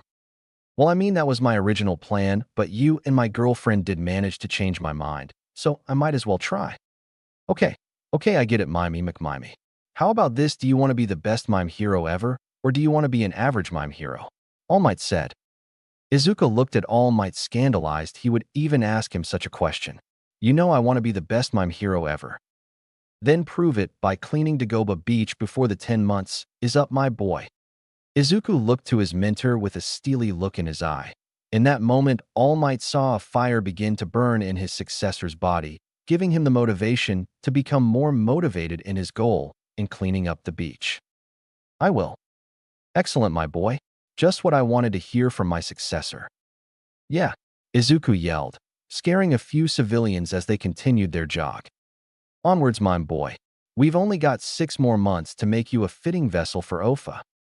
Ah, to being the best mime hero in the world, Izuku yelled. Slowly, the pile All Might had assigned Midoriya was dwindling down to nothing, the beach becoming noticeably cleaner over time, while Izuku began to become the vessel needed for OFA. In just 3 months, the beach became over halfway clean and his body far more pronounced. It was to the point even Kendo began noticing her mime boyfriend was becoming fitter, not that she was complaining. Stop drooling over your mime, Kendo, and get to training. Kendo's father lectured, bopping the girl on the head as he noticed her watching the boy practice his miming rather than do her warm-ups. Shut up, I'm not drooling, she mumbled. Izuku, honey, I have to ask what you were doing? Izuku looked to his mom confused. Usually she left him to his own devices, knowing he would never intentionally get into any trouble given he was doing illegal street performances. What do you mean, Mom? I mean all the working out, the new dieting, and even the intensive mime training? She asked. Then pausing, she shook her head. Okay, well, not the mime training. I already know about that, but about the working out and dieting, you never seemed so worried about that before. Not that you never did that much before. Izuku looked to his mother weirdly, until he facepalmed, realizing his mistake. I never told her I was going to try and be a hero again. I mean, I mentioned it, but I never actually told her I was going for it. Inko waited patiently for her son to tell her what was going on with him. While she knew her son was a good boy, she also knew something was going on, something new. Aside from him getting a beautiful girlfriend who somehow put up with his eccentric personality, I might get grandbabies after all. He was also disappearing for hours on end, not showing up until late at night, tired and beat up. Inko shook herself free of her thoughts when she felt her son grab her hand, who was smiling up at her. He gets his tallness from his father, she smiled. Mom, I'm sorry I've been worrying you, but I'm not in any trouble if that's what you think. Izuku placates. I know you would never do anything like that, Izuku, but when you disappear for almost an entire day and not for any of your usual street performances, then you have to understand why I worry. Izuku nodded at his mother. Sorry, Ma. I only realized now that I didn't tell you, but I'm training to attend the hero course at UA. Inko stared blankly at her son, waiting for him to continue. What? Yeah, I had a talk with Kendo and a hero of mine, and they said I could do both while still making people smile. You know, be a hero and a mime, and I just thought, why not give it a try? Inko couldn't help the smile that erupted on her face, while Izuku couldn't decipher the look his mom was giving. Inko was happy her son was going to work on his dream of being a hero again. Although it was up to him, she knew deep down his heroic spirit was still there waiting to be brought out again. "Oh, honey, don't apologize. I'm just happy you're working on your dream of being a hero again. Katsuki's going to be so happy, you know. I remember when you two promised to show everyone who the best heroes in the world were going to be." Inko smiled. Izuku rubbed the back of his head, blushing. "Yeah, I guess I forgot about that. I'll have to apologize about breaking our promise. So that's why Bakugo is always so mad at me for not wanting to be a hero. I just thought it was an ego thing. Well, now I feel bad. I guess I'll surprise him about me wanting to be a hero later." Inko hugged her son, rubbing his back. "You two are best friends. He'll forgive you if you apologize." "Yo, Mina, look, it's Deku the mime." Kirishima yelled quickly, running to where a crowd was forming. Mina, not really caring for the street performer, but always happy to show an interest in whatever her best friend liked, followed him to where the crowd was. "Oh man, I can't believe we're actually going to see the guy live. I've only ever seen him online in videos," Kirishima said excitedly to Mina. Mina looked at Kirishima, his excitement beginning to become contagious. "I don't get it. What's so cool about this guy? He's just a mime, right? What's so cool about that? Anyone can pretend to get stuck in a box," she joked. Surprisingly, half the crowd around her gasped at the girl's question as if they were the one she insulted. "I guess you must be new to Deku, but this guy is the real deal." Another person speaking. "Yeah, his performances are crazy. Last week a pro hero wasn't watching where they were going during one of his performances, so dude mimed stairs so the hero wouldn't interrupt him, and the hero just started walking up the stairs as if it was normal. Guy didn't even notice until Deku was finished with his act, and he made the stairs disappear, causing him to fall like 50 feet. He laughed, a few others joining him. "Whoa, I thought that was just some rumor," Kirishima said in awe. Mina looked at the black and white face painted boy curiously. Now she wanted to see what he had to showcase if everyone here was so excited to have found one of the boys' shows. Another one chuckled, entering their conversation while watching the boy in front of them pretend to climb a wall. "Nah, kid's as real as they come. He's gonna go places." "Holy crap, that's amazing," Mina said, watching the boy box in a man until he was on scrunched up, while everyone around them laughed. "You're telling us." Although most people think his best show by far is the one where he was able to outrun 6 pro heroes. He only got captured because All Might intervened.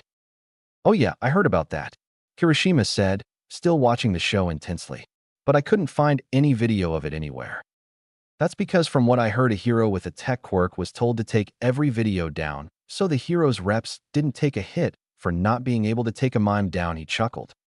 "Whoa," Mina said as she went back to watching the boy put someone in a box. It was nearing the end of the show that Kirishima quickly dashed towards the mime in hopes of getting a picture of him with Deku. Quickly pushing through the departing crowd with Mina, Kirishima made his way towards his Deku. Seeing Deku begin to pack up nothing in his bag caused Kirishima to quickly yell out for the boy before he could disappear. "Hey, Deku sir, hold up." Izuku looked around to see who would call him sir, before silently laughing. Kirishima, seeing this, blushed with Mina laughing on the side. Hey, I'm Kirishima, and this is Mina." Izuku waved, but did nothing else. Since he was still in costume, he had no choice to abide by his mime code. Kirishima looked at Mina before she encouraged him to do what he came to do. "Oh right. Oh well, I saw your performance and thought it was awesome. I'm a huge fan."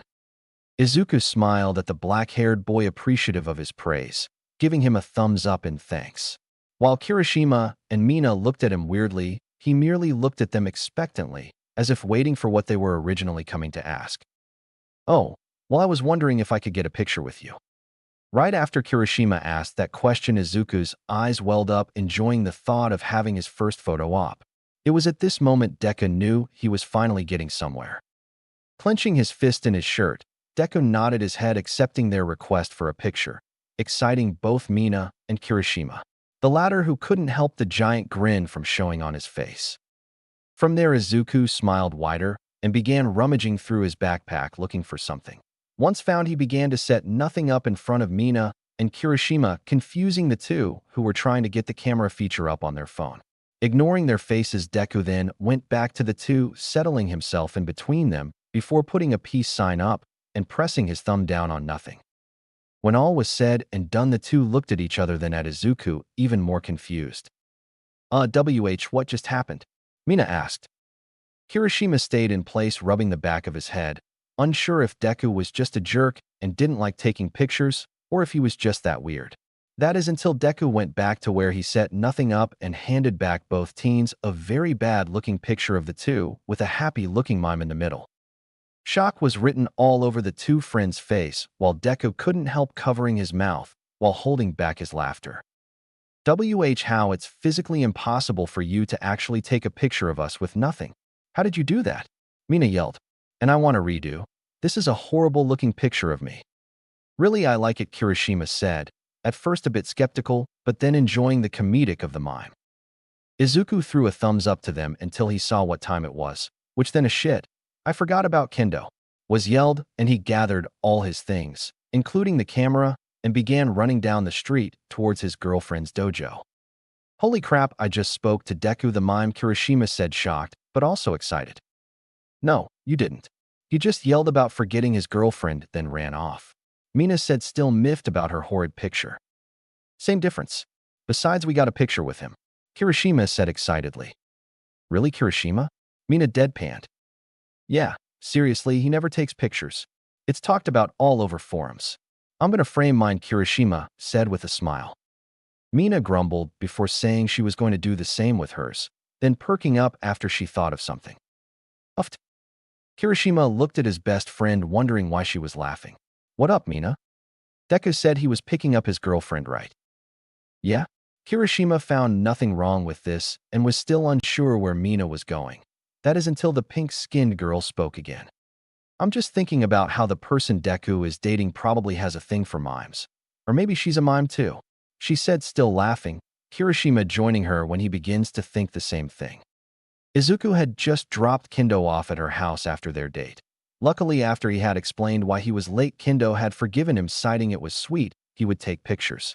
Unfortunately, since their date had been after he finished a performance, he had taken her to dinner with everyone staring at the two since both were dressed in vastly different attire. Itsuka was, while still a bit casual, better dressed than her boyfriend, who still donned his mime attire and face paint.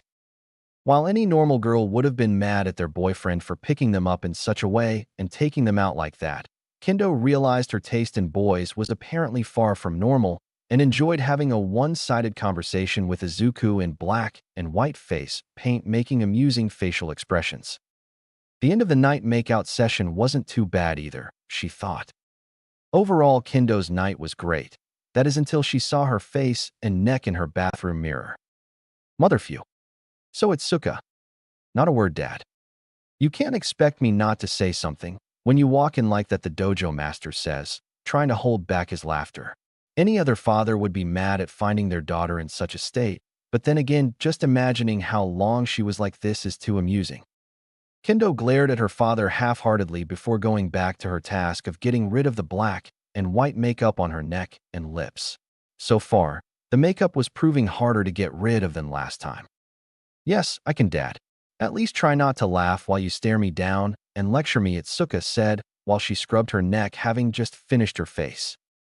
The dojo master/father merely laughed at his daughter, sounding so frustrated, while trying to get rid of the makeup, which only emphasized the fact her mime boyfriend had given his only daughter a hickey. You know, if you and that boy are going to do stuff, you could at least do it when he's not wearing his face paint. Unless you like him better when he has that stuff on. Kendo's father cackled. Go away, Kendo yelled while throwing a wet towel at her dad, who walked away from the bathroom, still laughing. Fine, fine. But for the record, when you want to cover up hickeys, you usually use makeup that's the color of your skin tone, not the total opposite, he yells, laughing even louder. Stupid mime boyfriend, Kendo mumbled, unable to hold back a smile at her dad's joke. At Izuku's place. Izuku was in the middle of washing his face paint off in his bathroom when he began to sneeze. His mother, ever the mother bear, walked in with cold medicine, only to have to put it away when Izuku stated he was all right. Someone was thinking about me, Izuku thought. With that moment over, Izuku went to bed after a successful date and performance.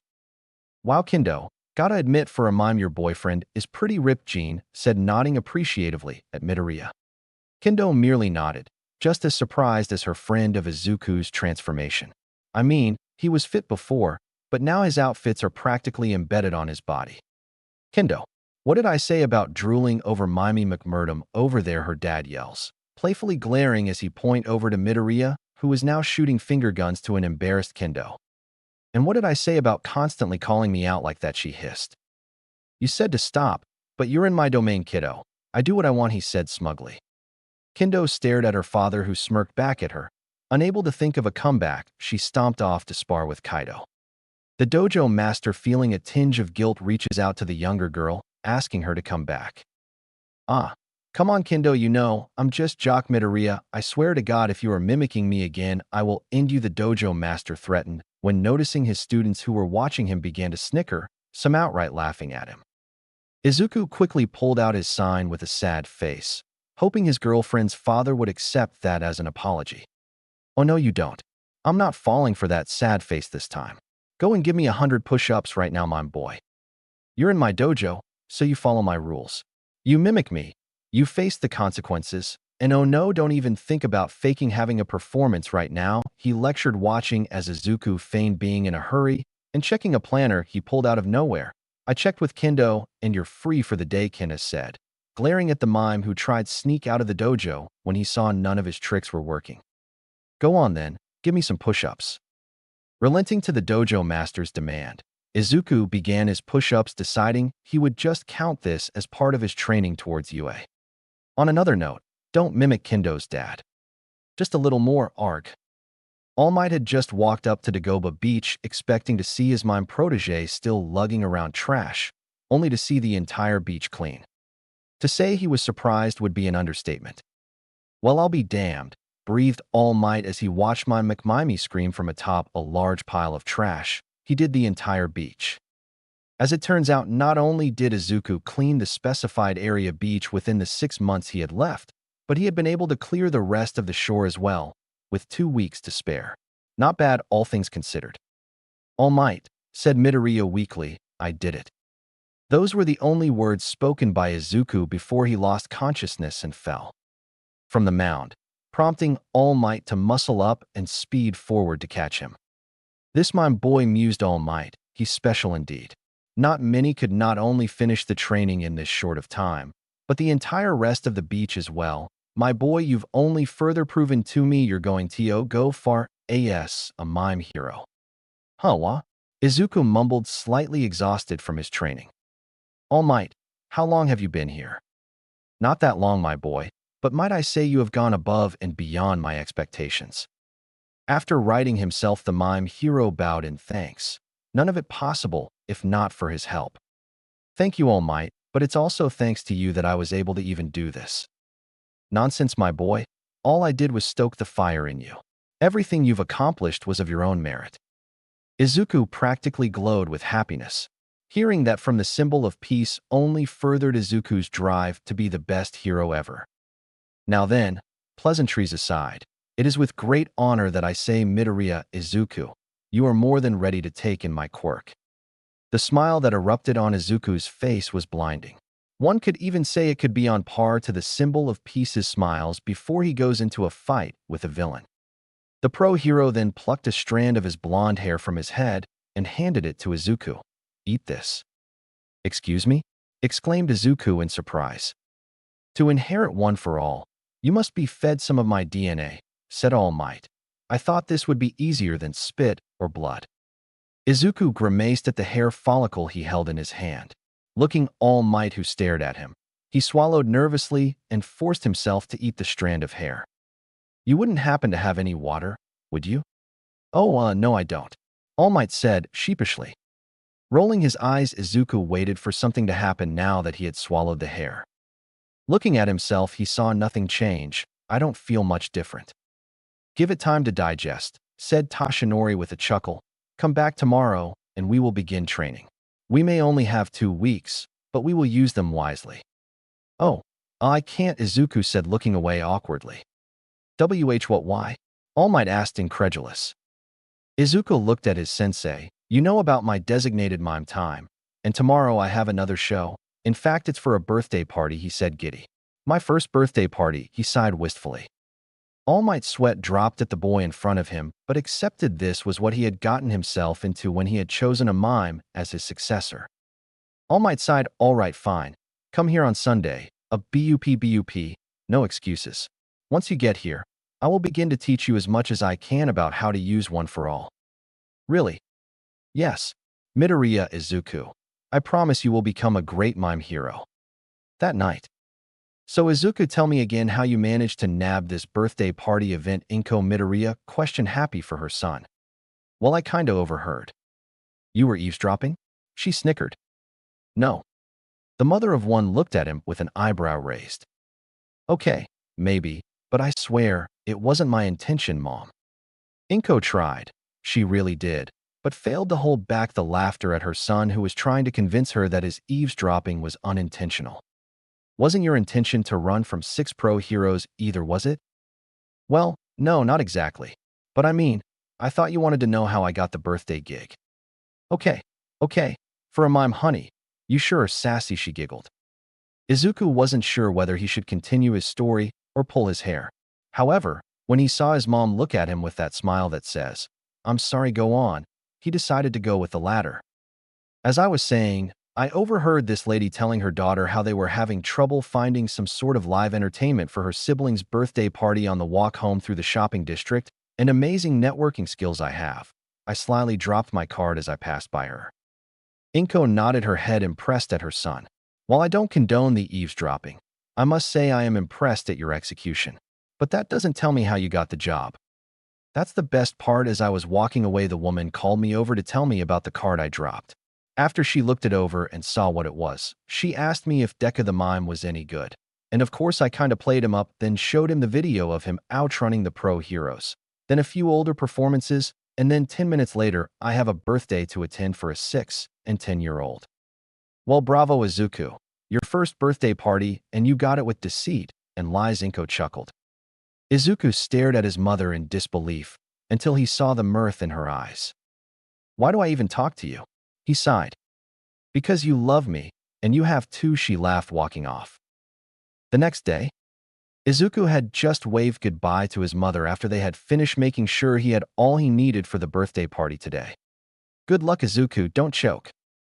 Izuku turned back, jaw agape, at his mother, who had already closed their door, cackling. Devil woman. At the Azuis. There was no one Tsu Azui cared about more in the world than her siblings.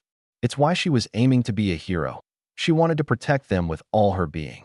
That's why when a random boy happened to pass by her, and her mother dropping a card for some mime, while they spoke about needing live entertainment for her siblings, she'll admit she was skeptical about how safe and reliable this guy was. Now as she sees the mime in action, making her siblings smile, eyes wide in awe at the entertainer climbing literally nothing and surpassing even their house's height, she decides that maybe Deku the Great isn't all bad. After the performance, wow, you were awesome, Deku the Great, Ribbit. Satsuki praised. Yeah, it was so funny when you caught Tsu with your invisible lasso right before she jumped in the pool. Sammy Dare added. Yeah, and then you pulled her back, so she fell on her butt, the younger girl said. I mean, it wasn't that funny, Ribbit, Tsu deadpanned. Satsuki and Sammy Dare received a thumbs up from Deku with a blinding smile. The two siblings were confused as to why the mime didn't reply to them until their big sis spoke up. He's a mime, you guys. He can't speak, Ribbit. Oh, so does that mean you have no friends, Ribbit? Satsuki asked innocently. Yeah, it's gotta be hard to interact with other people, right, Ribbit? Sammy Dare said. Deku shook his head, giving other thumbs up and a wink. The two children looking even more confused at the mime, unlike their eldest, who replied to the mime. It's actually pretty easy understanding your signing once people get to know you. I find that hard to believe, but I guess you would know better than us since you're the mime, Ribbit. Deku chuckled at the girl who had just been able to understand him but didn't believe his signing. Nodding his head in agreement with the girl's words, he decided he began to overstay his welcome and bowed to the family who was nice enough to hire him for their party. Just before departing, though, he made sure to double-check they had his card and left excited for what would come of his training with All Might tomorrow. Ready, mime boy? I can't hear you. I said I can't hear you. All Might smacked his face as he stared at the boy in front of him, waving a sign with an exclamation point. No, seriously, my boy. I can't hear you. You're speaking in mime. Izuku looked at the sign in his hand before blushing profusely. Sorry, All Might. I'm just really excited to find out what I can do with One for All. All Might chuckled. As am I. Now then, when using One for All, you just sort of feel it. Once that happens, there'll be a pressure in your stomach, and when it gets to that point, you just let it loose with a smash. Izuku stared at his mentor, dumbfounded at how he thought that was helpful advice in activating his quirk. When he realized he was getting no other advice, Izuku rolled his shoulders, taking a deep breath, and followed All Might's advice. Squatting down, Izuku threw his arms out to his sides and began to yell. Aha! Uffed. Young Midoriya, what are you doing? All Might said, behind a smile. Izuku frowned, shifting his stance. Well, you said I had to feel it. I thought maybe I should take a page out of Dragon Ball and go Super Saiyan like Goku. All Might liked to think he had achieved a good poker face over the years of his hero career, but hearing those words from his successors, and he couldn't help but fall on his butt laughing. Ha ha ha ha, what an analogy, my boy. I love it. All Might roared. I know, right, but I don't think it's working. Maybe I need to try something else? All Might stared at the boy still in his Super Saiyan pose. No, I don't think so. Why don't you try again, but imagine yourself like Vegeta? Will that make a difference? Probably not, but Vegeta's kinda cooler in my opinion. All Might said. Alright, I'll do it. Izuku said, getting back in his Saiyan stance. Ah ah ah. All Might's eyes widened as he saw the black and white lightning arcs coming off his protege. He couldn't believe that worked. Well, I'll be damned. I knew Vegeta was cooler. All Might shouted. It's over 9,000. Izuku fell to his knees, sweating, smiling at his mentor. Cool, it worked. Indeed, it did. Now we just have to see how you can utilize it with your quirk. Izuku rubbed his chin in thought. While he assumed he might be using One for All in the same way as All Might, he immediately went and rid himself of that thought. After realizing that given the nature of his quirk, it would look suspicious if suddenly he started throwing in punches with his makeshift objects. Well, not too far-fetched, I guess I could just say mimed some sort of strength enhancer, and that's how it gave a boost. I'll put it on the back burner for now. It wasn't until he snapped his fingers that Izuku figured out how he could apply his quirk with One for All. I've got it, All Might. Oh, well, don't keep me waiting. What is it? All Might smiled. First, I'll need to trap you in a box, but a regular one without One for All applied. All Might, wondering where this was heading, consented to the boy boxing him up. All right, now try to break out of it. It took a minute, to All Might's surprise, but after using a weak Detroit smash, he was able to break out. My boy, that was quite the box you had me in. You'd be a formidable foe even without One for All. Izuku blushed at the praise. He never really saw his quirk as something for hero work, but hearing from All Might such praise was a big ego boost. Thanks. That really means a lot, and looked over to All Might, smiling. Well, now what? All Might inquired. Izuku, remembering what they were here for, blushed before getting back into position. Right, this time when I box you in, I'll infuse One for All along with my quirk, then when I give the signal, punch it. Izuku explained. Got it. Izuku began summoning One for All while watching a black and white lightning arc surround his body. Sweat dropping as he wondered how he would begin to explain that to his friends. While that seems like a problem for future me, he chuckled. Walking towards All Might, he began miming another giant box, boxing in All Might. All right, give it your best shot. Stepping away from his creation, All Might smiled at his protege, preparing a weak Detroit smash, expecting the same result. As he walked forward to leave his confined quarters, he immediately fell back, his punch having done nothing to the mime boy's box. My boy, he slightly gasped. Izuku stared back at All Might. No pushback was felt from the punch. Harder this time, All Might. Izuku said. He needed to know how much his mime creations could take. All Might nodded, interested in finding out how much power the mime boy's creations could take from him. California Smash. He put a quarter power into this punch, expecting better results, face dropping when he realized he was still stuck in the invisible box. A smile slowly crept onto Izuku's face as he saw how much stronger his mime creation was. He stared into All Might's eyes in awe at what One for All had done to his, apparently already powerful quirk. He felt the pushback that time, and a slight sheen of sweat appeared on his forehead from concentrating on the form, but otherwise there was no sign of his box breaking. Again, All Might. Are you sure? All Might, you haven't even cracked my box, I can tell. Please, he pleaded. Seeing his successor's determination to master One for All put a smile on his face, and upping the power to at least half of One for All Might prepared himself for another smash. Thrusting his body towards the box, All Might shouts at the top of his lungs. New Hampshire smash. Boom. Already prepared for the blast with the wall covering him, Izuku smiled at finally knowing how much power his creations could take. How much power was that, All Might? Izuku smiled. Almost half my power, young Midoriya. All Might grinned at Izuku. My boy, you are going to be one formidable foe at UA. Izuku grinned at his mentor's words before agreeing on a few more tests to see how strong his quirk was with One for All. After the tests, both decided to take a break, having had enough with testing the mime's quirk. Or rather, All Might was having had enough. Despite having such a unique quirk, All Might realized that it was not one to be underestimated, which he knew many would just because of the boy's unique name for it. Poor saps are going to be demolished in the hero course. After feeling like the break was long enough, Izuku decided to toss a lasso on All Might, surprising the hero. All Might was unsure what the boy was doing and began squirming, trying to shake the boy off, or at least break off the rope. Izuku, for his part, was trying his best to hang onto the rope that was keeping All Might tied together, which was not as easy as he thought it would be. Young Midoriya, what exactly are you doing? Please let me go. Izuku shook his head, still holding on tightly. I'm sorry, All Might, but I need to know how strong my lasso is. All Might stopped his struggling and stared at Izuku, sweat dropping. Izuku, why did you not just tell me that? I would have happily just let you capture me instead of going through all this trouble. Izuku sheepishly rubbed his head, shrugging. I don't know. I thought it'd be funnier to do it like this. Besides, I wouldn't get as accurate results if you weren't actually trying to escape while I lassoed you.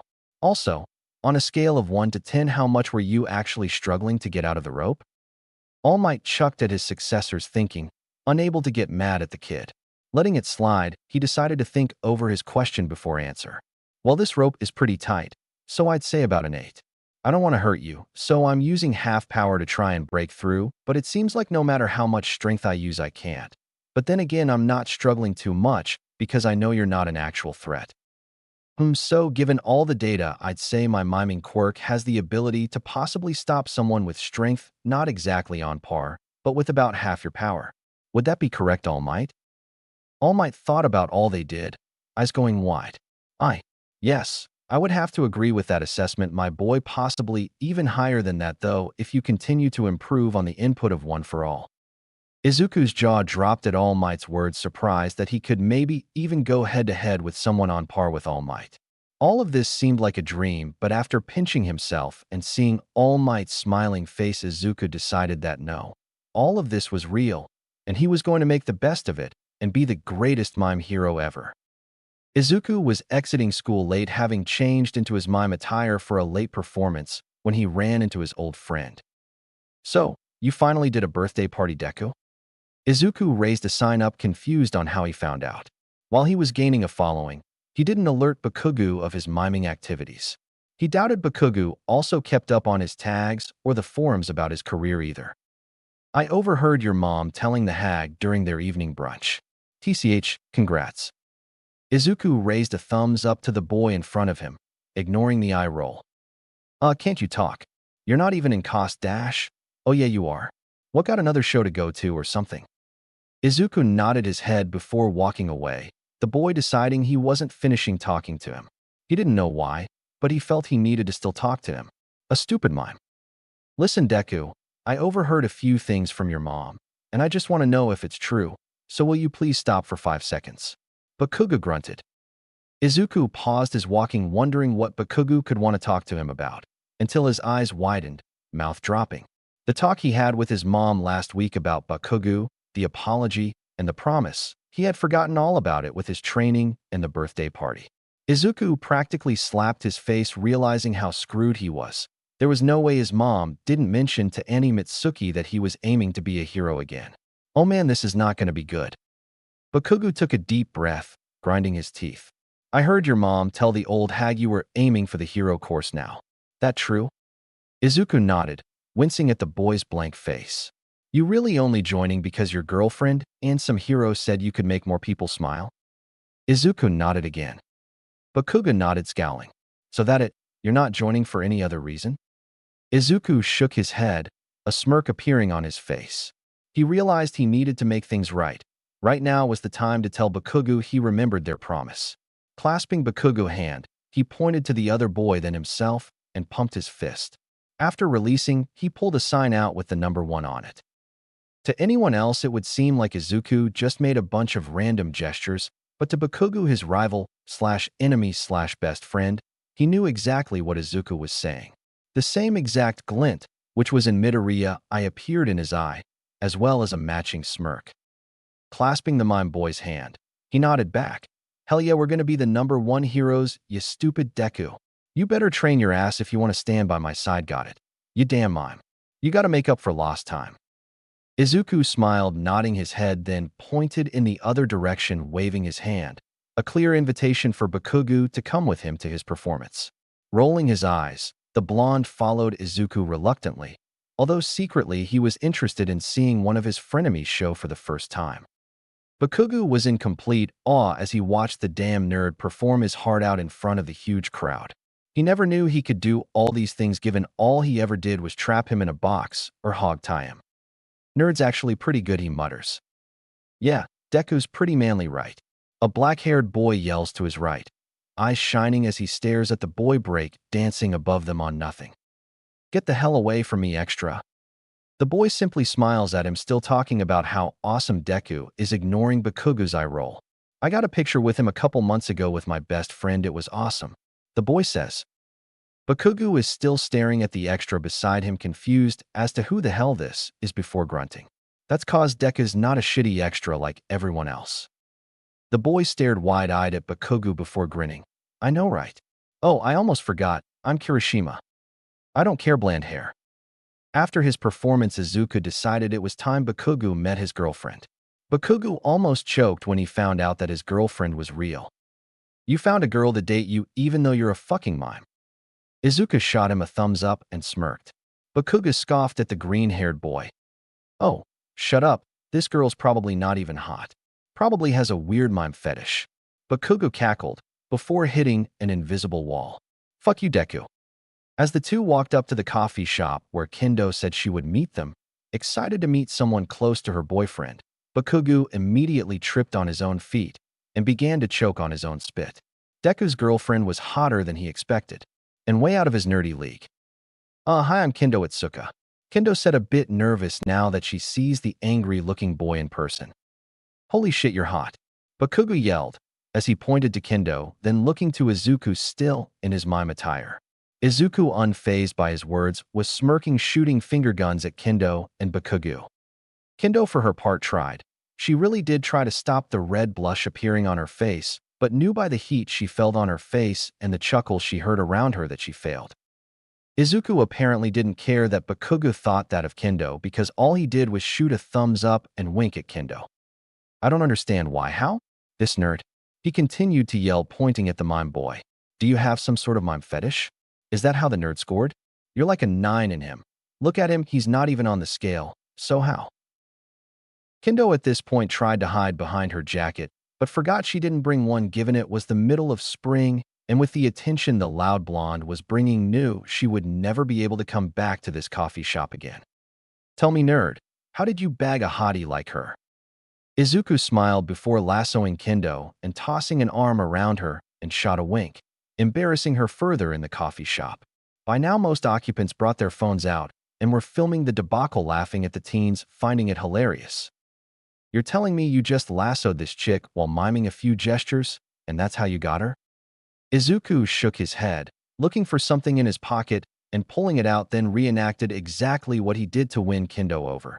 He then gave the card to the Bakugo, who gawked at the mime. You gave her this lame card, and she actually called you.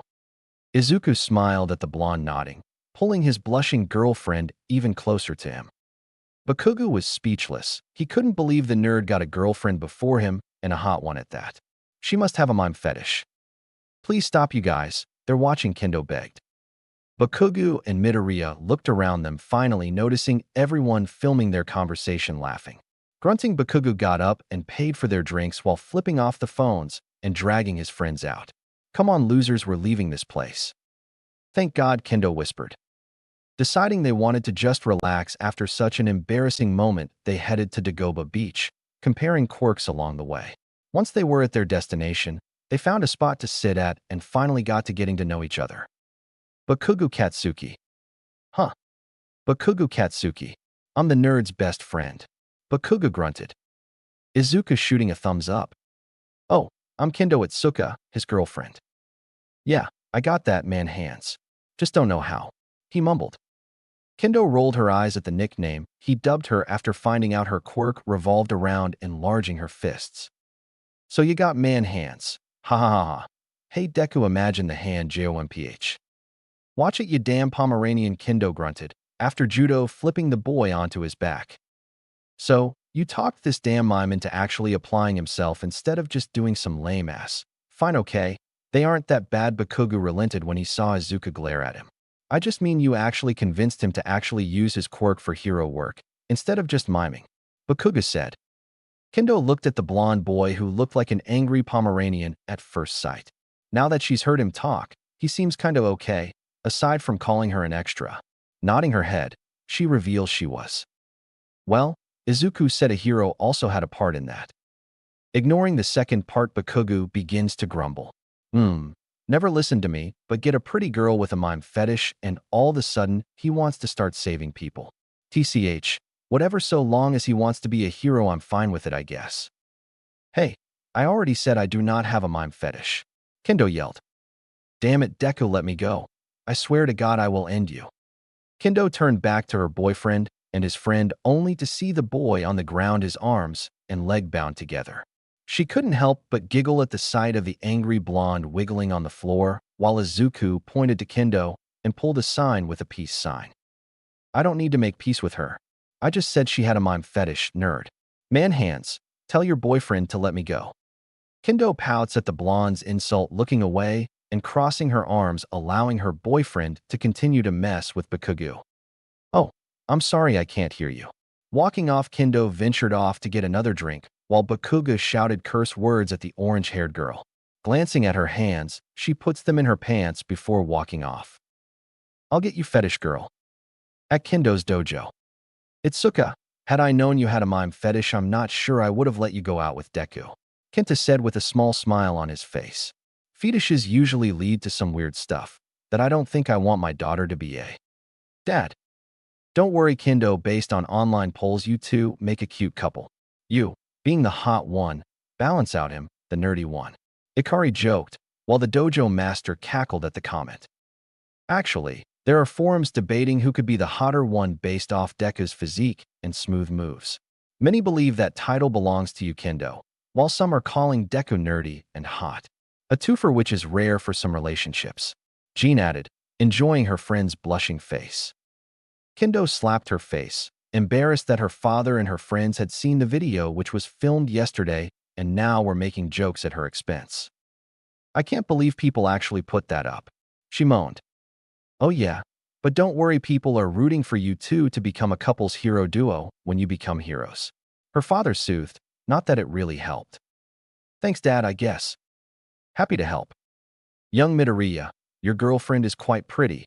However, did you land such a girl? All Might says after seeing the video online. Beats me. I didn't think she would call me when I gave her my number, but she did. I thought she was just going to toss my card after I hit on her.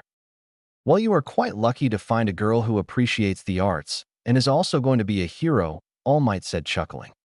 Actually, can I be honest with you, All Might, Izuku asked while looking around for anyone watching them. All Might turned serious before nodding his head yes. Of course, my boy. I'd like to think we've grown close enough for you to be able to tell me anything on your mind. Izuku grins, nodding. Yeah, we have. Then chuckling, he turns back to All Might and jokingly speaks. I'm not gonna lie, I think Itsuka really does have a mime fetish. Uft. My boy, you kill me. All Might yells before deflating. Day of the entrance exam. Before Izuku, Bakugo, and Kendo knew it, the entrance exam was upon them. Despite all his training, Izuku was still nervous and was worried he might not make it in, disappointing All Might and proving that he wasn't a worthy successor. Don't worry, Izuku. Just mime your heart out, and you'll be training to be a hero right beside Katsuki and your pretty girlfriend. I still have no idea how you managed to get a girl like Kendo to be your girlfriend, but so long as I get grandbabies out of this relationship, then I don't really care if the rumors of Kendo having a mime fetish are true or not. With words of encouragement from his mother, Izuku went from a sorrowful mime to happy. Thanks, Mom. I'll do my best. Oh, and don't forget your special mime tracksuit. She yelled at Izuku, who gave a thumbs up, showing he already had it packed. Bakugo was confident he was going to kick everyone's ass today. There was no one with a quirk who could match his, well, maybe one, but that nerd never took him seriously, so he put him on the back burner. Today was about him and showing all those other extras who was boss. Deku, you better fucking get in today. Katsuki, get your ass down here. You're gonna be late for the exam. Stop yelling, Hag. I'm already up. I'll stop yelling when you get down here. I'm coming. Itsuka wasn't afraid to say she was nervous about today. Her whole future was riding on whether she passed today, and well, despite having a fitting quirk for combat, she still wasn't sure if it was enough. Don't worry, Kendo. You and Mimi are going to get into you. No problem. I believe in you. Kendo's dad said, while wearing a #1 Kendo and Mimi fan shirt. Yeah, and so do we, Kendo. A few of the other students yelled, wearing replica shirts. Where did you guys even get those? Itsuka yelled, only to realize she was being ignored. Ignoring their friend, they began to chant for her in hopes to boost her spirits, instead only embarrassing her, their real objective. Why me? She whispered. Kendo. Mimi. Kendo. Mimi. Itsuka glared at her father, knowing he had a hand in this, but also knew she would be unable to stop them. Izuku's not even here, so why are you cheering for him? He's here in spirit, Ikari responded, while holding a picture of Midoriya in his mime outfit, before chanting again. Ah, I hate you all. Kendo yelled before stomping out of the dojo on her way to meet up with Izuku and Bakugo so they could head to the entrance exam. Bye, love you too. Kenta yelled to his daughter. You're all evil for actually going through with the chant and wearing the shirts. Enjoy your free day. The dojo master said, still laughing at his daughter's dramatic exit and his students' chant. U.A. Izuku, Bakugo, and Kendo had just reached the train station, their meeting point, and were stepping on board to go to U.A. for the entrance exam. Sup, man, hands, Bakugo grunted towards Kendo. Pomeranian, Kendo mumbled, having become used to the explosive boy nickname for her. Izuku pouted at not being greeted by his two favorite people. Oh, sorry, Deku, what's up? Bakugo said, feeling slightly bad, although he'd never admit it, for forgetting to greet Deku. Izuku shot him a thumb up and grinned. Cool. You guys got everything you need? Kendo asked happily, showing her gym bag. The fuck kind of question is that, man, hands? Course I do. You should worry about if your stupid mime boyfriend does. I wouldn't be surprised if Deku forgot something, because he was practicing some dumb trick. Bakugo yelled. Kendo rolled her eyes at the explosive user, not disagreeing with him because he had a point. So, turning to her boyfriend, who was blushing at Bakugo's accurate assumption, he wasn't going to admit he needed his mom's help packing his bag this morning because he had stayed up practicing a routine. She asked him if he had everything for the exam. Izuku, you remembered everything, right? The boy gasped, looking away insulted. Thrusting a sign up with a frowning face, the boy crosses his arms and walks ahead. Oh no, don't even shithead. You know I'm right. I bet you had your mom pack for you. Bakugo shouts. And another thing, why the hell aren't you speaking? You're not in costume? Sorry guys, when I get nervous, I tend to go in mime mode. Izuku chuckled. Oh, and Bakugo was right. My mom did help me pack everything. You can still check though, he admitted sheepishly as he handed his bag over to Kendo, so she could check he had everything. Taking him up on his offer, she decides to double-check his bag, holding back her laughter at the sight of his tracksuit. Where does one even purchase that? What's so funny? Bakugo grunted. Kendo, still holding back her laughter, hands the bag over to Bakugu, who doesn't even try holding back his laughter. Where the fuck did you find a mime tracksuit, you fucking nerd? Bakugu cackled, turning to Kendo, who began to grimace, knowing he was going to say something regarding her choice in boys. You sure know how to pick him, extra. Why did I think it was a good idea showing you his bag? She sighed, slapping her face. Huh, bet you like Izuku in his mime costume. Shut it, Pomeranian, she growled, not denying his claim. Finally reaching you. A's front gates, the three friends went to enter the auditorium, neither of them showing any sign of nervousness, rather excitement rushing through their blood. Once they entered, they went their separate ways, realizing they were being organized by schools. See ya, extra. Fucking pass, got it. I'm not letting Deku quit heroing because the chick he liked couldn't get in. Kendo stood speechless at Bakugu's good luck speech. The boy was never the sentimental type, but she was pretty sure he had sorta wished her luck. Snapping out of it, she went to wish Izuku good luck. Good luck, babe, she said, smiling, giving him a chaste kiss on the lips for good luck. Thanks.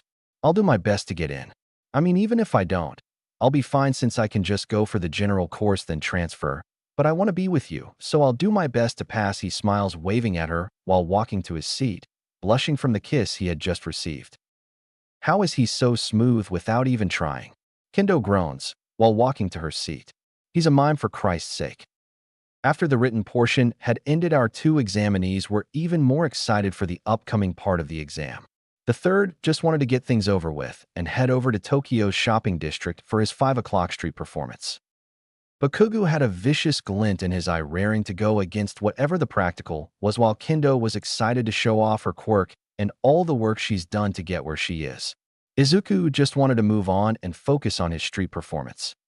Izuku had just zoned back in when the next pro hero came in to begin taking about the practical portion of his exam. What's up, UA candidates? Thanks for tuning in to me, your school DJ. Come on and let me hear you. Present Mike took the stage with an amount of flash and style that could be expected from the DJ/hero, expecting a shout of cheer from the crowd, but coming up with nothing. Instead, he saw a weird green-haired kid holding a sign with an exclamation point on it. Shithead, I swear to God, put that sign down. Bakuga hissed. Izuku looked to his best friend confused. Then looking to himself, he realized he had pulled out a sign in reply to present Mick's request for a cheer. Sorry. The voice hero shifted a bit, confused at the kid, but liking it nonetheless. You're weird, kid, but I like it. I'm rooting for you. Now let's talk about this practical exam, yeah? He turned his ear to the crowd. Are you ready? Izuku, excited for the hero in front of him, was not aware he had pulled another sign out, this time with a thumbs up. Deku, I swear to God. The silence was deafening, but still Present Mike was not deterred by this. Seeing the weird kid pulling out signs in reply to his screaming was laugh-worthy. Can't wait to tell Shota about this. Getting over the weird kid's action, Present Mike continued like your application said. Today, you rocking boys and girls will be out there conducting 10-minute mock battles in different centers cities against robots. The large screen behind the hero shifted from the UA logo to a map of campus with different battle centers listed. Ready yourself for some action, because after this rocking speech, you'll head to your specified battle centers. Sound good? Izuku and Katsuki examined the cards that sat on their desk in front of them. Okay, Present Mike called out to more silence. I get it, Katsuki commented as he glanced at Izuku's cards. They're splitting us up so we can't work with any of our friends. I guess it's smart given we'd kick everybody's ass together. Heck yeah, we would. Izuku smirked. Man-hands won't do so bad herself either. Bakuga joked. Yeah, she's gonna do great. Izuku smiled, reading their cards to see where their battle center was. On Katsuki's card, he read Battle Center written on it, whilst his said B. Our examinee numbers are listed one after another, but we all have different battle centers. Aizu started explaining to Katsuki how he thought the exam was meant to be immediately. So, I guess if we're fighting robots, the smallest ones would be 1-pointer. The bigger ones are 2-pointers and 3-pointers. Bakugu smirked, understanding where his friend was going with the reference. Exactly. But who knows what the passing score is, he sighed. I'll have to actually try. Of course, you'll have to try, Baka. Get your head on straight, and remember, that's so you pass. Izuku waved him off and continued speaking. Yeah, you know I will. And you too. You've done nothing but talk this whole time and are distracting the other students. Please show some respect. Izuku and Bakugo both looked at the blue-haired boy who they had already determined was most likely an elitist. Most of the auditorium had decided to start laughing at the two, only to stop when they see the boy freeze up and begin to stutter. What is happening? Why can't I move? Look here, elitist prick. No one noticed us talking until you decided to point it out. And another thing, you were the one who decided to be a loud dick and interrupt the proctor before he could even answer your question. Just because you were born privileged doesn't mean you can use that to look down on everyone else. Bakugo lectured. Then looking to Izuku, who had lassoed the boy, nodded, release elitist. The auditorium rang silent until Present Mike decided to finish his instructions. Right, well, to answer your question, examinee number 7111. The fourth robot you will fight will be more of a gimmick to avoid, an arena trap if you will. The best advice for this is to just run away. Now everybody do your best, plus ultra. With that, everyone loaded onto the buses towards their designated fake city. Don't fail, shithead, Bakugo smirked. As if I would. Midoriya chuckled. They parted ways towards the locker rooms to change into the attire they would be wearing in the mock cities. Once finished, everyone headed toward their designated buses, Izuku's outfit garnering plenty of weird looks and laughter. Once they got off the bus at testing site B, Izuku looked around checking out his competition. He began chuckling at the fact none of them looked very impressive and that maybe this exam wouldn't be so hard to pass after all. Oh god, Kaken is really rubbing off on me. A few minutes into scoping out the other competitors, he felt a hand land on his shoulder. Once he saw who was clutching his shoulder, Izuku couldn't help but roll his eyes at the stuck-up, blue-haired boy. Wondering what he could have done this time to make him the target of his lecture, he finally tuned into the boy's speech, finally acknowledging that the boy was speaking. And another thing, why are you dressed in that weird mime attire? Do you think this is a joke? Do you plan on distracting others with your face paint? Izuku glared at the boy and those pointing and laughing at him. He figured that they all saw him as a joke, a weak link who was probably the least of their worries. Izuku couldn't help but smirk at how wrong they were. I was going to go easy on you all and go for the bare minimum to pass, but as Kaken would say, fuck these extras. Start. After hearing the loud hero's voice, Izuku quickly activated One for All and immediately dashed into the city to get away from the unlucky saps, silently laughing at the hero screaming to the examinees, "What are you doing? There are no countdowns in real life. Follow the weird mime kid's example and run." Realizing they were already behind, they went to start running only to run into an invisible barrier which blocked them from entering into the city. What the hell? Is this part of the exam? Why can't we get past this? If it is, how'd that weird kid get past? I thought I told you guys to start already. What's going on? Present Mike yelled. Sir, we cannot get past the invisible barrier set forth in front of us by Yui. Ida yelled. Invisible barrier? Present Mike mouthed confused. Izuku continued to run, thrusting a sign behind him with a peace sign. The only one to notice him was a girl with a bob haircut, frowning. Back in the judge's lounge. Ha ha ha ha, that jerk. All those in the lounge watched City be confused. None of them could comprehend what was happening now. From what they could see, the entire group of examinees, bar one, were unable to enter the city. What just happened? Why isn't City B starting? Snipe asked. Present Mike said there's some sort of invisible wall stopping them from starting. 13 answered. Did you just say invisible wall? Aizawa growled. Yeah, why? 13 said.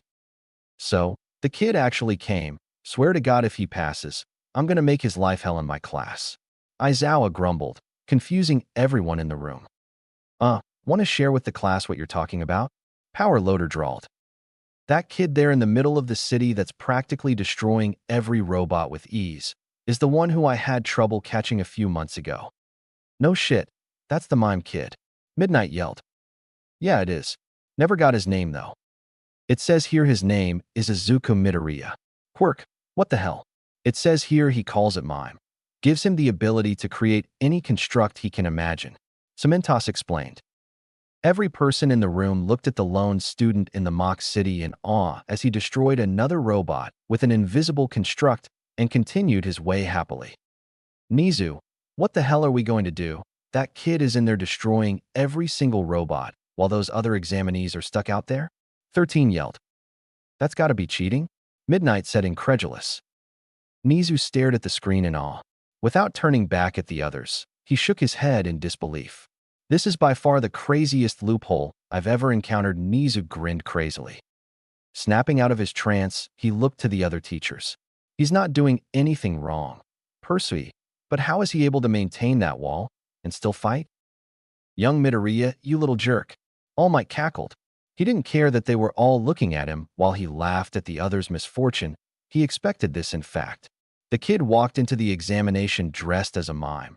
Of course, everyone was going to count him out. And what was he going to do? Make them pay for it. Well, as much as I hate to admit it, he's got a lot of potential, but is selfish at the same time. I want him in my class. Nizu Aizawa sighed. Very well. You're the only one who could probably handle him anyways. Nizu answered. Izuku had entered the city alone when he saw 3 two-pointer robots surrounding him. They weren't as big as he imagined they would be, nor did they look that strong. When he saw it about to blast him, he activated OFA and with his quirk monned a wall. Blocking the blast, he put his archery skills to use and shot 3 arrows at each robot, destroying them in no time. 6 points. Not enough to be with Kendo and Bakugu. Look, I just don't get it. Like he's a mime. So how is he actually able to make stuff and destroy the robots? Snipe yelled. Look over there. He literally just made 2 3-pointer robots blow up with some type of, I guess, cannon. I mean, come on. There must be a limit to what the hell the mime kid can do. Or he's making his quirk up. The teachers looked to each other, then back to the screen. Do we even need to use the 0-pointer? They all sweat dropped. Doubtful Cementos said. Very well, but what about the rest of the examinees? Power Loader asked. Nizu was still frowning at the video displaying City B, face shifting to resignation when he saw all the examinees still struggling to get through the invisible wall and into the mock city. Looking into the city, he saw the lone examinee sitting among a building watching as the rest of the examinees tried to break through his wall. He shrugged. We'll have to make another examination for the poor souls who underestimated such a strong opponent. Are you serious? You're going to pass him even after doing such a dirty tactic? Midnight asked. Nizu looking her dead in the eye. Indeed. Look at the screen. Midoriya has destroyed every single robot in the city, and yet he still refuses to let the other examinees in. My guess is to punish them for underestimating him, laughing at him. I don't even think he really cares that he's probably crushed all those out there dreams of being a hero. Then why let him come here? They all yelled. Because I want to learn more about him. He was able to outrun 6 pro heroes, hold back over 100 examinees while still fight off robots attacking him. This boy is more than meets the eye, Nizu said, staring at the boy who finally began walking down the building to leave the exam site. If only you knew. All Might thought. Izuku just lassoed a 3-pointer and was currently swinging it around, crashing it into several other 1- and 2-pointers. He was sweating heavily by now and knew his face paint was coming down his face. He knew he looked ridiculous, but if he was being honest, he didn't really care. Right now, all he cared about was making it into U.A for Kendo and Kaken. Good thing I don't have any competition. Back with the rest of the examinees. Has anyone had any luck with getting through? No. I don't get it. No one mentioned there being a barrier being an obstacle for the exam, another yelled, panicking. How the hell did that weird kid get through, and we didn't? A girl with long earlobes yelled. The examinees all looked at each other after hearing the girl's words. It finally dawned on them what was really happening to them. This wasn't the work of Yui. No, this had to be that green-haired kid they all laughed at who bolted at Present Mix's voice. It was that kid who did it. He's the one trapping us here. Another yelled, angered. How dare he sully the examination with his cheating? He should be disqualified for such dirty tactics. I demand he be stopped. The boy with glasses yells to the pro hero who had come down and check out the invisible wall himself. Present Mike looked back to the blue-haired kid, recognizing him as the one who scolded the green-haired kid and laughed at his outfit. Everything clicking together, causing Present Mike to chuckle. This is payback for laughing at his costume, probably. Well, alright then. Sorry kid, I already talked to Nizu, and Green Bean didn't technically do anything wrong. You guys on your own for now, so I recommend you keep on trying to break down this wall. You do only have 2 minutes left of the exam, and that kid is a powerhouse, he said walking off. All the kids looked at the pro hero in horror. Their dream of training to be pro heroes broken in a matter of seconds, and the pros weren't even trying to do anything about it. But this is so unfair. He shouldn't be able to do that. A round-faced girl cried. A tired-looking man deciding enough was enough decided to reveal himself and speak to the downtrodden individuals. Life isn't fair when you're a pro hero. Same goes for training to be one. Let this be a life lesson. Never underestimate your opponent, no matter how ridiculous they look. Those words hit everyone like a ton of bricks. Thinking back to laughing at the boy who was dressed weird and underestimating how powerful he was. Pausing his steps, the man looked back. Luckily for you, the judges felt pity for how brutal you were being destroyed by a kid in a mime outfit and decided to make a second exam for you.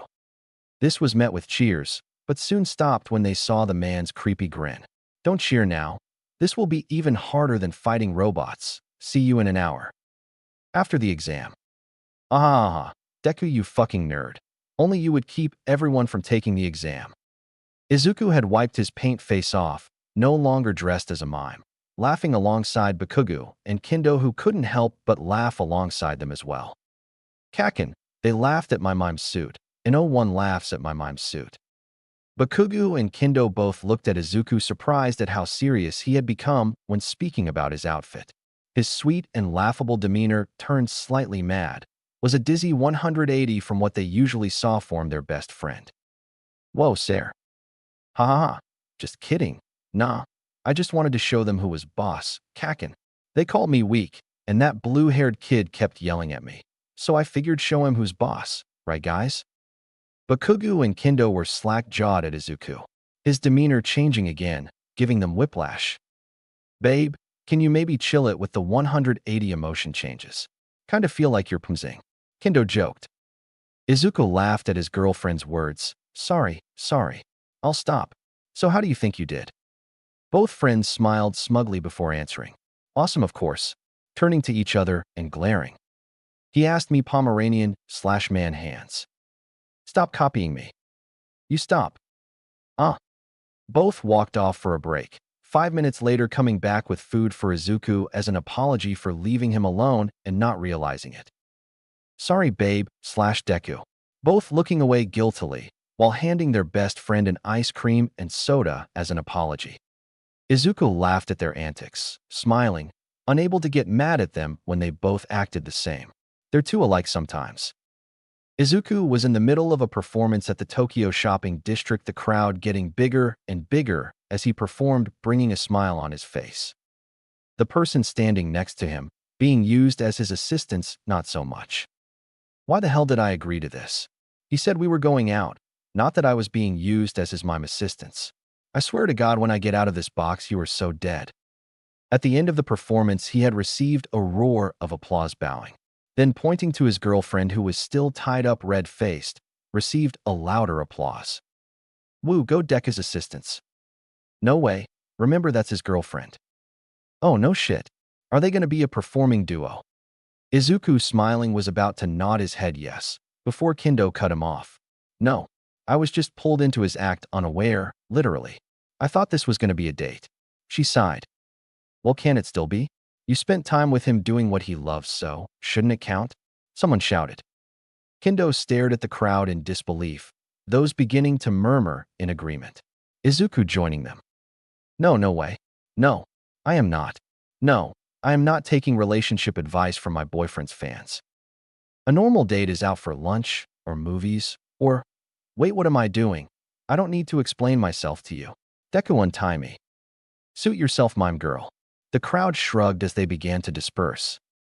Kendo slapped her face in frustration, glaring at her boyfriend, who looked away innocently. Oh, don't even when we get back to the dojo. You are so dead. Oh yeah, be scared. Kendo threatened. Thud. Kendo walked up to see his daughter brutally tossing her boyfriend on the mats. Sipping juice, He looked to one of his older students who winced. What did he do now? Passing his phone over to his sensei, the older student kept his eyes on the younger girl who kept beating on the mime, never letting up in time for the boy to escape her wrath. Izuku looked to his left, fear in his eyes. Those in the dojo guiltily looking away so as not to feel Itsuka Kendo's wrath. Oh no, don't even think about asking for help. You told me we were going out, then you used me as your assistant for a performance. You could have at least told me before surprising me like that, Kendo said, exasperated at her eccentric boyfriend. I'm sorry, Izuku yelled, before slapping his mouth. Everyone turned to look at the pair in shock. Not once had they ever heard Izuku speak while in his mime suit. Yeah, he's taken a few punishments in stride because of his moronic antics. But even then, he never spoke. Wow, he must have realized how much he messed up. Izuku, did you just speak? Kendo spoke. Izuku nodded, smiling sadly. Raising his sign back up with a sad face and apology, he hugs the girl, hoping it conveys how sorry he is. Sighing because she already knows she would accept his apology, she hugs him back. Yeah, I accept your apology. How could I not after you broke your mime vow to apologize, Kendo sighed, smiling. Izuku was at his house trying to figure out what to do for his next show when his mom ran into his room yelling for him. Mom. Izuku, honey. Inko yelled again, panting out of breath with an envelope in her hand. It's here. Your letter. It's here. After a week of waiting and no word from All Might, his results from U.A were finally here. Izuku put away his lasso and reached out for the letter, smiling. For some reason, a shiver went coursing through his spine when he touched the envelope. Both mother and son stared at the letter, neither wanting to open it just yet. Then when they realized how dramatic they were being, they tore it open, finding a metal cylinder inside of it. Both Midoriyas were confused as to what it was, until a bright light shined from it. They're so extra. As the light dimmed, both mother and son opened their eyes to see a small bear, mouse dog thing projecting in front of them. Hello, Izuku Midoriya. Let me be the first to say you were quite the examinee. To stop all others from even entering the mock city was a very interesting thing to watch. And while a bit unorthodox, it was outstanding. You scored 150 points, passing the practical and the written with a 95%. Congratulations, Midoriya. You've made it into UE. I look forward to seeing you this term. Please do stay out of trouble. Inko Midoriya looked at her son with a deadpanned expression after finding out what he had done to the examinees.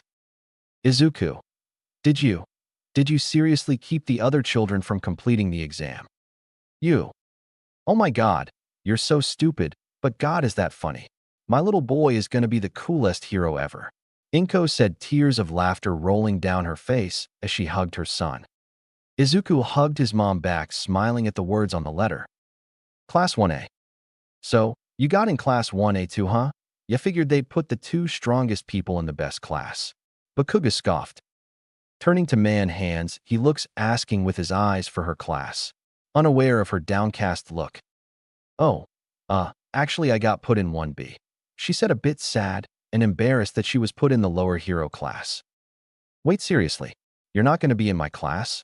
Izuku asked, disappointed since the only reason he's going to UE was to study literally with Kaken and Kendo. Oh, and to be All Might's successor, but that's a whole other thing. So what, Man Hands? You still got in. Just because you're in 1B doesn't mean you're lesser than 1A or anything. We'll have joint classes and stuff. You just won't be able to sit by your mime boyfriend, Bakuga scoffed. A small smile formed on Kendo's face. Yeah, guess you're right. Still sucks I won't see you guys, but still, being in the hero course is better than nothing. Yeah, better than nothing, Izuku murmured. God damn it. What the fuck is the nerd thinking of doing now? Bakuga groaned. Kendo sighed. I don't know, but can we really stop it? No, we can't. Bakuga relented. Izuku never really cared for the hero profession. Anyone who had known him knew this. His mom, his classmates, Kaken, they all knew his focus was to become a mime, the best mime in the world, in fact. But people change, their plans, which they had mapped out since childhood, sometimes change. Sometimes, people see a pretty girl during one of their mime performances and ask them out, which in turn leads them to finding out they're applying for the hero course at UA, and from there everything in your life just sort of derails from its original plan. Still, Izuku's dream stayed the same, and he continued wanting to be the best mime in the world. Nothing could change that, or so he thought. Somehow snagging a hot girlfriend and deciding to join U.A to be with her caused the thought of being a hero become slightly more appealing, slightly not much. His end goal to make people smile with his performances as a mime never changed, despite her advice of also becoming a part-time hero. However, as he said before, life has a way of taking your original plans and tossing them in the trash. Once meeting the symbol of peace who saw his potential, albeit unintentionally, Izuku knew that he might as well try, if not for the sake of being closer to Kendo and keeping the promise he made with his best friend, but to make twice as many people smile like he's always planned. Ha ha ha ha. Midoriya Shonen, I thought you wanted to be a hero, not a murderer. Midoriya had the decency to look embarrassed after discussing with All Might his performance at the entrance exam. Although the symbol of peace thoroughly enjoyed how his successor had performed, he admitted that the mime boy went a little overboard. Sorry, but that kid with glasses made fun of my outfit, and everyone laughed with him. I couldn't help but. All Might held his hand up to the broccoli-haired boy, smiling. Say no more, Midoriya. I, along with the Nizu, already figured that was the exact reason you annihilated the other examinees. It was quite enjoyable to watch. Izuku was happy that he didn't get in trouble for how he had acted at the entrance exam. Thanks, All Might. You know, I'm actually excited to start U.A tomorrow. That's exactly what I wanted to hear from my successor. All Might yelled, wondering how many times the mime boy would be called into the principal office. UA starts today, honey, aren't you excited? Mama Midoriya said to her son. Izuku thought about it for a moment. He wasn't lying when he said he was happy about going to U.A, especially since he'll be able to study with his girlfriend and best friend, but then again. Smack. Ow, what the heck, Mom? Stop moping and go have fun at U.A with Kendo and Bakugo, she scolded the young boy. I've already come to terms that you're going to cause a lot of mischief there, and I'll be called up there a lot, so just hurry on to school and do whatever you were planning on doing so I can meet your principal already. Inko says with an eye roll. Wait, seriously? Izuku said. Just don't get expelled so you can't be with Kendo, alright? She adds. Izuku stared at his mom in awe. He was surprised she was being so lenient with his mischievous behavior, a smile stretching across his face. He knew she always dealt with it in middle school since they never really reported it, but this was UA. Seriously, stop.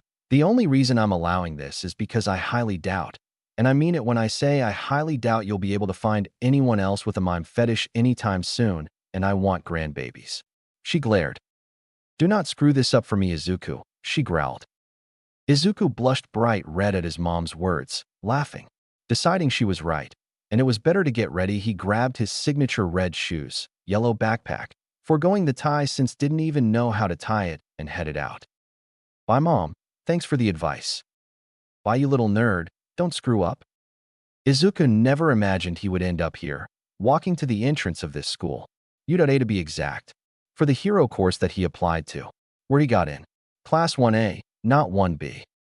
Man, why'd that dumb nerd have to make me mad so I'd get such a good score? Now I can't be with Kendo. Izuku grumbled, finally entering the school. Deciding moping was going to get him nowhere, he decided to get over it and search for his class. 1A, 1A, 1A? Uh-huh. Up ahead, the mime boy spotted the label of his classroom and headed straight for it. Psyching himself up, he stepped forward to the entrance of the class before turning around. Well, time to search for 1B. Izuku was just about to walk off when a hand quickly grabbed the back of his uniform jacket. Oh no, you don't, babe. Get your ass in there and find your seat. A voice that Izuku had become very smitten with said, annoyed. Izuku turned around to see and smile at the only person who could ever possibly stop his shenanigans. Itsuka, what are you doing here? Izuku said, smiling. Itsuka rolled her eyes at the innocent-looking boy. Don't give me that look. I know you were going to ditch to find my class.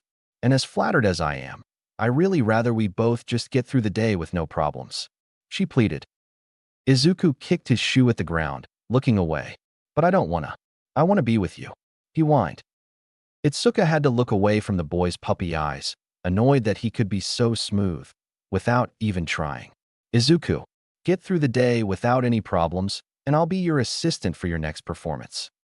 Immediately, Izuku went from pouting to excitable, already planning what to do for his next show with his girlfriend along his side. Well, what do you know, babe? This is my stop, slapping his forehead. Guess I'll see you after school to talk about what we should do for our performance, Izuku said before blowing a kiss to his girlfriend. Why do I feel like I'm going to regret those words? Itsuka mumbled, walking towards her class. Once the doors opened, Izuku was met with the blue-haired boy, who made fun of his mime costume, and Kaken arguing. Izuku smirked. Heh, and Kendo thought I was going to be trouble. Who are you to boss me around? The blonde yelled. My name is Ida Tenya. I'm from Some Private Academy. The boy explained. An elite, huh? I'll have fun blowing you to a crisp. The blonde yelled. Is that really how you talk to your fellow classmates? Ida yelled. Yo, Kaken, Izuku said, garnering the attention of numerous classmates. Many looked at boy curiously, trying to figure out where they had seen him before, and others outright glaring at him. Of course, oblivious as he was, Izuku ignored them all, going to meet with Bakugo for a fist bump. The atmosphere surrounding them turning hostile, as he was finally recognized as the green-haired boy from the entrance exam. Hey, you're that asshole who stopped us from doing the entrance exam. A boy with blonde hair and a lightning streak said angrily. Indeed, you did not sparkle at all, a French boy said. Those in the class stared at the freckled-faced boy shocked. Oh yeah, I knew your green hair looked familiar. Blocking the entrance to the mock city so you could take all the points for yourself was a real jerk thing to do. You're lucky the principal let us do a makeup exam, a girl with round cheeks complained. Izuku looked at the teens confused. How am I the lucky one? I did the exam, so technically you're the lucky ones for being able to have a makeup. And besides, if that kid with the glasses hadn't made fun of my outfit, I wouldn't have gone all out, he said, going back to his conversation with Kaken, who began cackling at his best friend's actions. Fucking Deku, I thought you were lying when you said all that. Why would I lie about that, Kaken? I must say, your actions were very unprofessional of someone wanting to join the prestigious school that is U.A, Ida said with his robotic arms. Not really. Izuku deadpanned. If anything, it only shows how much more qualified I am to enter this school than you are. Izuku jokes. Besides, the principal seemed to think they were fine. Bakugo laughing even louder as teens who had been in his exam group stayed silent at his admission. Yeah, so what did you guys have to do to make up for failing the regular exam? Izuku asked. We had to do this insane obstacle course. A girl with long earlobes seethed. I almost didn't pass. Sounds easy. Bakugo shrugged. Izuku stared at the girl blankly, turning back to Bakugo. So what rank did you get? He's so rude. In the far back, a two-toned hair boy glared at the, in his opinion, unimpressive boy. He couldn't understand how someone so plain could have been the one to cause an entire group of students to have to retake an exam. No matter, I'll just prove I'm stronger than him, he thought. Izuku was about to say something in response to the kids who were still complaining about their retake exam, when in the corner of his eye he saw a yellow caterpillar thing creep through the door. Guys? What is that? He asked, prompting the class, now all here, to see the thing slither further into the room. It apparently had the face of a human man who hadn't seen sleep in forever. It took you all 8 seconds to shut up. I want that time to lessen as we progress, the man caterpillar thing said. My name is Aizawa Shoyuta, and I am your homeroom teacher, he said, dropping the bag to reveal a man with long hair and a black outfit, a large white scarf wrapped around his neck, along with some yellow slick goggles. He pulled out a set of tracksuits and threw them to the students. Put these on and meet me at the training grounds in the back, Aizawa Shoyuta said. Izuku couldn't help but light up at the person in front of him, Bakugo noticing this, but not bringing it up since they needed to change. Come on, nerd, we gotta change. Izuku followed wordlessly, as did the rest of the class. A few moments later, and the entire class was outside. We teachers at UA have the freedom to guide our students however we choose. So, we'll skip initiation and start off with Quirk assessment. Izuku Midoriya, as unorthodox as it was, you scored highest during the exam. Get in the circle. The broccoli-haired walked into the circle and held the ball in his hand. Unorthodox, he cheated. Someone yelled. However, as soon as they yelled it, they shut up once seeing their homeroom glare at them. What was your farthest throw? Aizawa asked. Izuku shrugged, turning to Bakugo. Bakugo scoffed, shrugging back. Don't look at me, damn nerd. I don't even remember ever seeing you at P. Aizawa didn't even try to hold back his facepalm.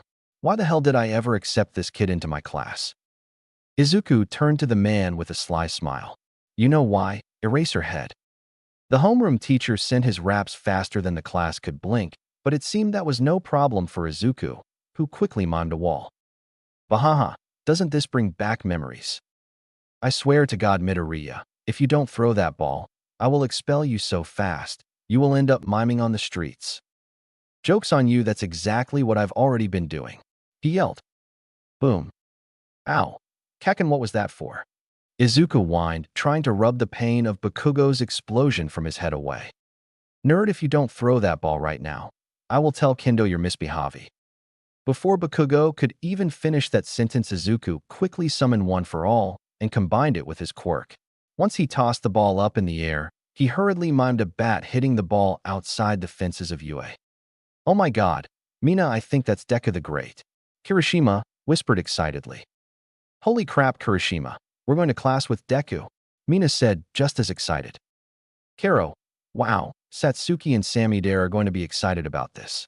Karo, Tsuyu said, overhearing her classmates' conversations. Crack. What the hell did Midoriya just do? Yeah, 1 second he's tossing the ball in the air and swinging his arm back. And the next the ball is being sent outside U.A? Aizawa ignored all his kids' questions to read the radar, eyes widening at the reading. 850.5, not bad, problem child. Izuku ignored everyone else, including Aizawa, and turned to Bakugo. There, I did it. Please don't tell Kendo I was being bad. The explosion user smirked, whipped. Wow, we get to use our quirks. This will be fun, Mina said, ignoring the intense atmosphere between the green-haired boy, the blonde, and their homeroom teacher. However, after speaking, she realizes it would have probably been better to keep her mouth shut from the glare she was receiving from Aizawa. Fun, you say? How about we make it more fun?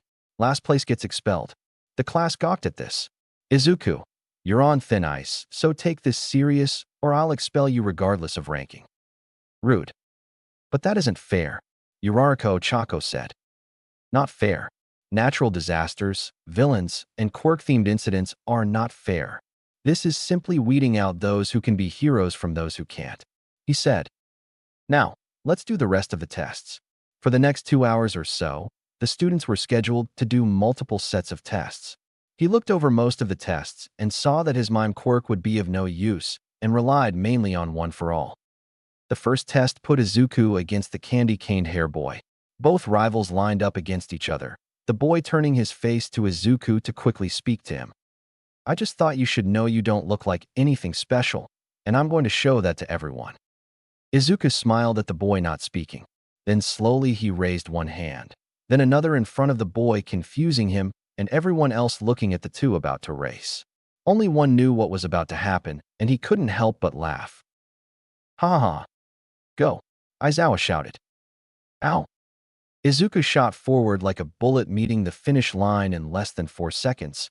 His opponent had no such luck. Todoroki, what are you doing? I can't go forward. There's a wall blocking me. Aizawa face-palmed. Midoriya, let Todoroki out of the box and go back to the starting line. No, you know what? Just go away, you're excused from the apprehension test. Izuku shot finger guns at his teacher and Bakugo, who flipped him off, smiling. It didn't really faze the boy, who was already used to this behavior. Those two have a really weird relationship, Uraraka said, everyone around her agreeing. Meanwhile, Todoroki was recovering from having slammed face first into Izuku's wall, hating the green-haired boy more than he already did. All right, now that that nightmare is over, I'll list the rankings up here, Aizawa announced tiredly. Its overall ranking, to be easier. On the note of expulsion, it was a tactical ruse, Aizawa said, causing panic from some of the students. Not really. I was so very tempted to expel Midoriya, but even I'll admit he has potential, and as long as Bakugo is here to keep him in check, I guess I'll keep him. I'm not his babysitter. Bakugo yelled, but was ignored by the teacher. After finishing his speech to the class, He looked to see Izuku shooting him finger guns, making him second-guess his expulsion. No, don't do it, Aizawa. He can change. There are copies of the syllabus in the classroom. Grab one before you leave. He sighed, already feeling an oncoming headache from the mime boy. The group dispersed to collect said object before leaving. After grabbing his syllabus, Izuku left the building, to see Itsuko walking up to him, a smile on her face. "Babe, how was your first day in class?" she asked. "Totally great. I was so good. No problems at all," he said, sweat dripping down his face. Quickly grabbing his girlfriend's hand, he began dragging her out of class, away from his best friend who he saw was coming towards the two with a smirk on his face. "Izuku, what's the hurry? I thought we were waiting for Bakugo?" the orange-haired girl asked. "Bakugo? Who's that? Never heard of him." He chuckled nervously before hearing a call for him. The two turned around to see Bakugo jog up to them. "Nerd, I know you were trying to leave me because you didn't want me to tell man-hands you were bad," Bakugo yelled. "That's a lie, I was super good," he yelled back nervously. "Why am I even dating you?" Itsuko laughed, tears running down her face. "So how was class, Shoyuta?" Nizu asked with a smile. "I'm not strong enough, Nizu. I'm just not strong enough," Shoyuta said, slipping into his sleeping bag, zipping it up. "That's a bit unnerving," All Might chuckled. "So, you're not going to be my assistant? Were you good today?" Izuku looked to the ground sadly. "No, I wasn't." "There's your answer," Itsuka replied, continuing her walk to her family's dojo. Izuku glared at Bakugo for having put him in this situation. One of the benefits, he thought, of not being in the same class with Itsuka was that she would never learn of his shenanigans. Why couldn't Kaken be in 1B? What was that fucker? Izuku turned his head to the blonde and stuck his tongue out. "You heard me, Kaken. You cost me a hot assistant. I'll remember that." Bakugo clicked his tongue at the mime, turning away. Kendo, on the other hand, was too busy covering her red face after being called hot by her boyfriend. "He's so troublesome, but so adorable. He's going to be the death of me," she groaned, waving goodbye to the two boys who seemed to be in their own world arguing. "Hey honey, how was your day?" the dojo master/father asked. Kendo smiled at her father as she entered the dojo, then shook her head. Mommy caused that much trouble, huh?" The dojo master watched as his only daughter fell to the floor tiredly. "That much and so much more, Dad, but I can't find it in my heart to actually get angry at him for being such a troublemaker." The dojo dad couldn't help but laugh at his daughter, who looked tired from having to deal with her boyfriend's antics. "That's 'cause you love the weird mime boy. You know, you remind me of when I was dating your mom back when we were in high school." Kendo watched as a nostalgia look appeared on her father's face, his words shocking her. "So, you had to keep mom out of trouble too?" "Nah. She usually ended up convincing me into helping her with her damn escapades, so we would both end up in trouble," the man cackled.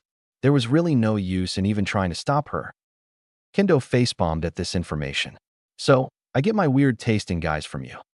"Hey now, your mom wasn't a damn mime, she was a normal girl, all right," her father defended. "She just happened to also be a troublemaker. You're the one with a mime fetish," he yelled. "Okay, I've had enough with everyone calling it a mime fetish. If anything, it's a kink or a turn-on," Kendo stated, jumping to her feet. It wasn't until she had finished speaking that she had realized what she said to her father. Can we forget I ever said that?" Kendo whispered, hands covering her mouth. "I wish I could, but I don't think I'll ever be able to," Kina said, red-faced. Itsuka nodded slowly, slinking off to her room where she was hoping she could hide away until she was old enough to move out. "My little Itsuka has been tainted by Mimi," Kina cried. It was someone clearing their throat, which had finally garnered the older man's attention. "Wow. Sensei, we were just joking when we said Kendo had a thing for mime," Zakari says, embarrassed. "Huh, so Kendo has a mime kink. Man, you think you know someone." Jean mumbles, heavily blushing. The next morning went nothing how Izuku expected it to go. Let him explain. Instead of him picking up his girlfriend, grabbing a quick bite to eat, then heading to the train station where they would then head to school, he was currently being chased by 20 brown/black belt students from Kendo's dojo. From what he could hear, they were trying to fight him for tainting Itsuka and ruining her pure soul. "How did I taint her? I don't remember doing anything bad to her," I mean, there was last week when we were alone at my place, but if anything, she tainted. We can hear you, Mimi, Jean yelled, parkouring off a dumpster and flying towards Izuku. Now Izuku knew he could easily mime a wall and escape the angry karate teens, but as a student of UDA, he could no longer break Quirk laws, and Psyche, you'll never catch me alive. Miming a wall, the older girl crashed and fell into the other students. Looking back to see his wall worked flawlessly, he summoned one for all and ran from the rest, apologizing as he trapped them in a box to ensure they were unable to follow him. Why did we think we actually stood a chance against that kid? Ikari groaned. What are you talking about? I knew we were going to fail from the start. I just wanted to get out of training from sensei. Today, Rika grins. Those still trapped in the box flipped the bird at the smiling boy. When Itsuka ran past her friends, trying to catch up to her boyfriend, embarrassed, go to school already. The dojo students looked at each other before scrambling away. Oh crap. Izuku had just arrived at school 5 minutes before it was to start with Itsuka by his side. He had stopped long enough for the big fist user to catch up and apologize for what her dad had sent Jean and the others to do. However, when he asked why, she merely blushed and said not to worry about it, both departing for their respective classes before they were late. See you, babe. Bye, Izuku. Kendo smiled. As Izuku entered his class, he saw everyone staring at him. Whether it was because of how unkempt he looked or because of how awesome he was unclear. It was the former. Your uniform is not to you. A standards, Midoriya. Where is your tie? And tuck in your shirt, and your... What made you late, Deku? Bakugo grumbled, interrupting Ida's lecture to Izuku about his unkempt look. The elitist gaped at the two boys who purposely ignored him to enter their own conversation to the amusement of the rest of the class. Took a wrong turn. Izuku shrugged. Bakugo clicked his teeth, not buying his excuse at all, but not really caring to ask for more details. He left his friend alone. Whatever, hero training today. You got your costume design sent in. Izuku smirked, nodding. Yup, I think you'll like it, Kakin. It's pretty yamper. It's just your mime suit with some protective gear, isn't it? Bakugo sighed. Izuku didn't answer, looking away in hopes Bakugo would stop staring at him with that intense stare. The blonde apparently already knew the answer, so Izuku wasn't sure why he was asking. Seems a little redundant to me. Of course, it is, you fucking nerd. He shook his head. Can't even get away from your nerdiness at school. Before Izuku could retort, a loud bang was heard throughout the classroom, drawing the attention of everyone to the front of the classroom. I am Dash. A loud voice boomed, invading the class, coming through the door like a normal person. All Might cried, leaning into the classroom while holding onto the doorframe. It's All Might. Wow, he really is a teacher. That's a costume from the Silver Age, isn't it? Karo. Izuku smiled at the arrival of his mentor. Seeing the smiling faces of his classmates as they saw the symbol of peace was exciting, as it gave him a glimpse of what he would soon be experiencing as a hero. Hello, my young pupils, All Might said, finally halting his jilted march when he was behind the podium. I will be your teacher for foundational hero studies, where you will learn the basics of being a hero. This will be an everyday class, unaffected by your other classes' rotations. Now let's get right into it. All Might shouted, flipping a card around to display the activity they would be doing today. This is our assignment for today, All Might said, holding a card. Combat training. The class cheered, excited at the prospect of being able to do something so active on only the second day. Even Izuku, who was skeptical about heroing, was excited about doing something so hands-on so early. And, to add on to that, here are your suits. All Might cried, pointing towards a section of the classroom wall which had 4 gray stripes on it. Slowly, the panels rolled out of the wall, revealing tall racks with cases numbered 1 through 20. Your hero costumes, which were made based on your Quirk registrations and the requests you sent in before classes began. Now, get changed and meet me in ground beta. All Might left the room, laughing boisterously the whole way. Izuku and Bakugo both looked at each other with a devilish gleam in their eye. Both ran to the changing rooms to put on their suits. All those in the classroom whom were left behind looked on worriedly. Anybody else feel a little worried? Zero chuckled hesitantly. The class was indeed worried.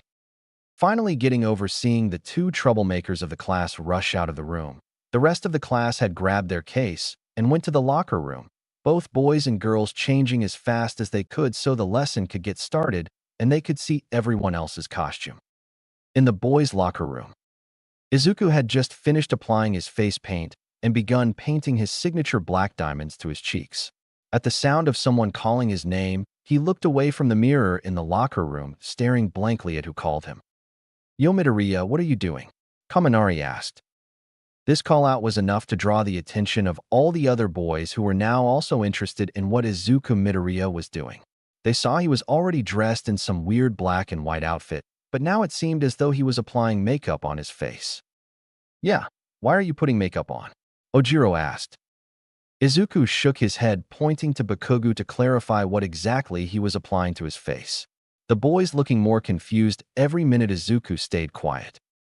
"Face paint, dumbass, not makeup. Get it right." Bakugo scoffed. "Okay, but why is he wearing it now?" It was Shiro who asked this time, wondering if perhaps him asking would cause Midoriya to answer. It didn't. Instead, Izuku stood staring at them, pointing at his face paint and then his half-finished diamonds. At seeing the guy's confused face, Izuku rolls his eyes and points to Bakugo. They then look to the explosive user. Bakugo scoffs again, answering, "He's a fucking mime. Duh," before walking away while adjusting his gauntlets. The three boys were even more confused than before they asked their questions, unlike a red-haired classmate who was beaming with joy at seeing the boy in front of him. "Are you kidding me? He's not just any mime, he's Deku the Great," Kirishima shouted. "I can't believe I'm going to school with the Deku the Great."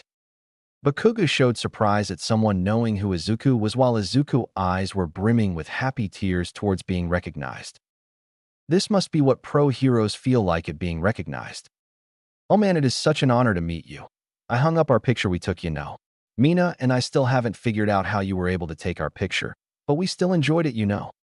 Izuku shot a thumbs up before finishing his makeup and leading the red-hair boy outside, readily listening to his classmate tell him about all the secret shows he's gone to, witnessing his amazing performances. Each compliment making Izuku's heart burst with pride of having such a dedicated fan. "Shitty hair, stop boosting Deku's ego," Bakugo ranted from behind the two. Was anyone gonna tell me Deku the Great was our classmate, or was I gonna have to find that out myself?" "Who the hell is Deku the Great? And how do you know about him, Mineta?" Shiro says, confused. "He's the luckiest mime bastard ever. I watched one of his performances on the web, and his assistant was this really hot chick who turned out to be his girlfriend," Mineta explains. "TCH, she totally has a mime kink." All Might patiently stood at the front of ground beta for his class. Right on time. Out of the darkness appeared his class of young students, all clad in outfits drastically different from their school uniforms. They say the clothes make the man. Ladies and gentlemen, be fully aware, whenever you are in those outfits, you are heroes. The teens stood in front of the #1 hero, costumes on full display. "Yes, good. You all look very cool," All Might called encouragingly, receiving cheers from the class. "Now, shall we begin, your zygotes?" The joint classes roared in approval, all but three, that is. As it turns out, Kirishima, Bakugo, and Izuku had gotten lost and turned up late, causing a scene for themselves. "Sorry we're late, everyone. We got lost looking for this place," Kirishima said, embarrassed. "Like hell I got lost. I was just following you two to make sure you didn't do anything stupid. Isn't that right, Deku?" Bakugo exploded. "Don't act all innocent, you lil shit. I know for a fact if I left you with shitty hair you would have probably burned the school down." Izuku looked away, insulted by his friend's accusation, holding up a sign with sad face. To those who knew nothing about the two, it was quite comical. All Might ignored Bakugo's outburst to address what really drew his attention to the trio. Midoriya Shonen, are you sure you got the right costume?" Izuku looked himself up and down before nodding, shooting his best showman smile to the pro. All Might couldn't help but facepalm at what his successor was planning to wear as a hero. He simply stood staring at his successor in awe. His costume was not exactly what he was expecting, but then again, when the boy said he wanted to be a mime as well as a hero, he should have really expected something like this. "This is who I chose, I must stick it out." "Well, very nice, then Midoriya Shonen, it's creative." Izuku shot his mentor a thumbs up before looking to his classmates' costumes, barely noticing them now that he and Kakin were no longer fighting with each other. His eyes bulged out at seeing a girl with spiky black hair and the pink alien girl. He immediately turned to Kakin, pointing to the girls. Bakugo looked to the group of girls, confused. Yeah, what of it? Izuku looked affronted before waving at his body, then there's looking properly scandalized. Deku, if you can't handle looking at a half-naked chick and a pink chick with skin-tight clothes, then how are you going to handle your girlfriend in her outfit? Izuku fell to the ground at the image of his girlfriend in her hero suit. It was just a drawing he remembered, but a very vivid one that gave him a heavy nosebleed. Getting onto all four, Izuku held up a blank sign before writing something on it. I'm not strong enough. Oh, shove it, nerd, and pick your ass up already. All Might already chose teams for the assignment that you literally missed all the directions for. Oops. Izuku looked properly chastised as Bakugo chopped his head, the rest of class, and All Might sweat dropping at the two students. All Might shook his head at his successor. No matter, Yaoyorozu will happily explain what's going on, Midoriya Shonen, seeing as you are up first against Todoroki and Bakugo. Izuku looked around shocked, pointing to himself, then the girl and the two boys walking towards the abandoned building. Damn, nerd, I told you pay attention, didn't I? I'm gonna kick your ass now. Izuku turned to the barely dressed girl with scared eyes. However, not because he was going up against Todoroki and Bakugo. He knew he could easily take them on, but because he had no idea what they were supposed to do, and he was next to a pretty girl who was barely dressed. He was extremely nervous right now. He may be in his mime persona, but that didn't mean he wasn't nervous about his first hero assignment. Momo Yaoyorozu came here on recommendations, with a very strong quirk if she said so herself. So, she thought when she was given the assignment to battle 2-on-2, heroes versus villains, it would be easy. However, that would be if she was given a competent partner. Looking at the boy next to her in a mime outfit pulling signs out of nowhere, she was sure she might have little to no chance of winning. Midoriya, since seeing as you were not paying attention, it has turned to me to tell you what our objective is. The boy stared her, nodding. Good, she thought, at least he listens. We are the heroes. We need to capture the bomb or subdue the villains within a 15-minute time frame before the villains stop and capture us. Izuku cupped his chin, nodding, shooting a thumbs up. Seeing as we are partners, I find it pertinent that we communicate and make a plan, don't you think? Again, a thumbs up was all she received. She realized this was going to be harder than she thought, and with only Hero Team go. Well, there's go the planning time. She sighed. As soon as Bakugo saw he would be fighting his rival/best friend, he felt a rush of adrenaline run through his entire body, along with a sense of dread. Why? Because out of the 125 times he's fought that prick, he's only ever won twice. Both times was by him having to fight dirty, and even then, he barely won. Which is why the blonde knows if he's going to have any semblance of a chance of winning with Mr. Ice Prick on his side playing dirty, is going to be their tactic again this time around. Listen here, Zuko, whether you want to admit it or not, we have some strong opponents coming after us, Bakugo all but growled. Todoroki merely glanced at the blonde before beginning to walk off. This did not bode well with Bakugo as he used his explosions to jump in front of him. Listen, prick. I've known Izuku my entire life, and while he is a lazy bastard, he is a strong lazy bastard. He will trap you in a box as soon as he sees you with his fucking stupid mime quirk, and then shrink that box until you are completely crushed. Ponytail, he doesn't even need her, Bakugo shrugged. But I'm sure he's gonna be nice and allow her to assist him by asking for like some duct tape or shit like that. Point is, we're out of our league if we don't work together. He finished yelling. By the end of the blonde's rant, it seemed as though his words had gotten through to the ice user. That is until his eyes had hardened, and he pushed Bakugo out of the way and kept walking towards the exit. You may be weak enough to lose to that bushy-haired boy, but I will not. Just give me 5 minutes, and I will take down both Midoriya and Yaoyorozu. Bakugo merely tossed his arms in the air in anger before deciding to concoct a plan that would possibly help him get through the 15-minute mark as well as beating the damn mime. With Izuku and Yaoyorozu. Ahem, Midoriya, may I inquire as to what you plan on having us doing? Momo asked, as they continued walking towards their testing building. Izuku looked to the heiress before blushing and hurriedly looking away. However, since he knew if they were to ever become future partners on the field, he would have to come face to face with her costume again. So stealing his resolve, he looked to her again, but this time kept to her face.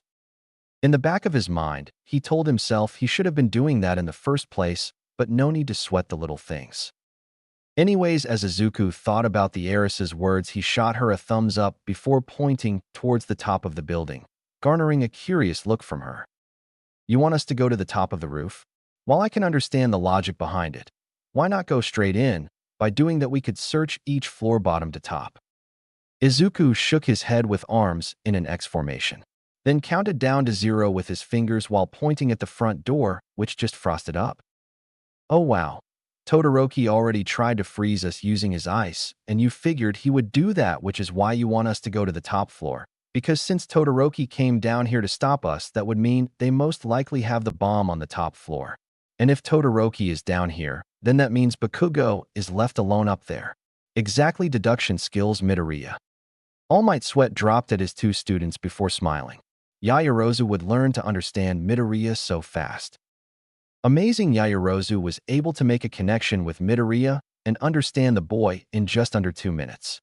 Yaoyorozu truly deserves her recommendation. Nizu says, "God, where did you come from, Nizu?" Well, I did say I was going to keep an eye out for Midoriya, did I not? The rodent, bear thing chuckles.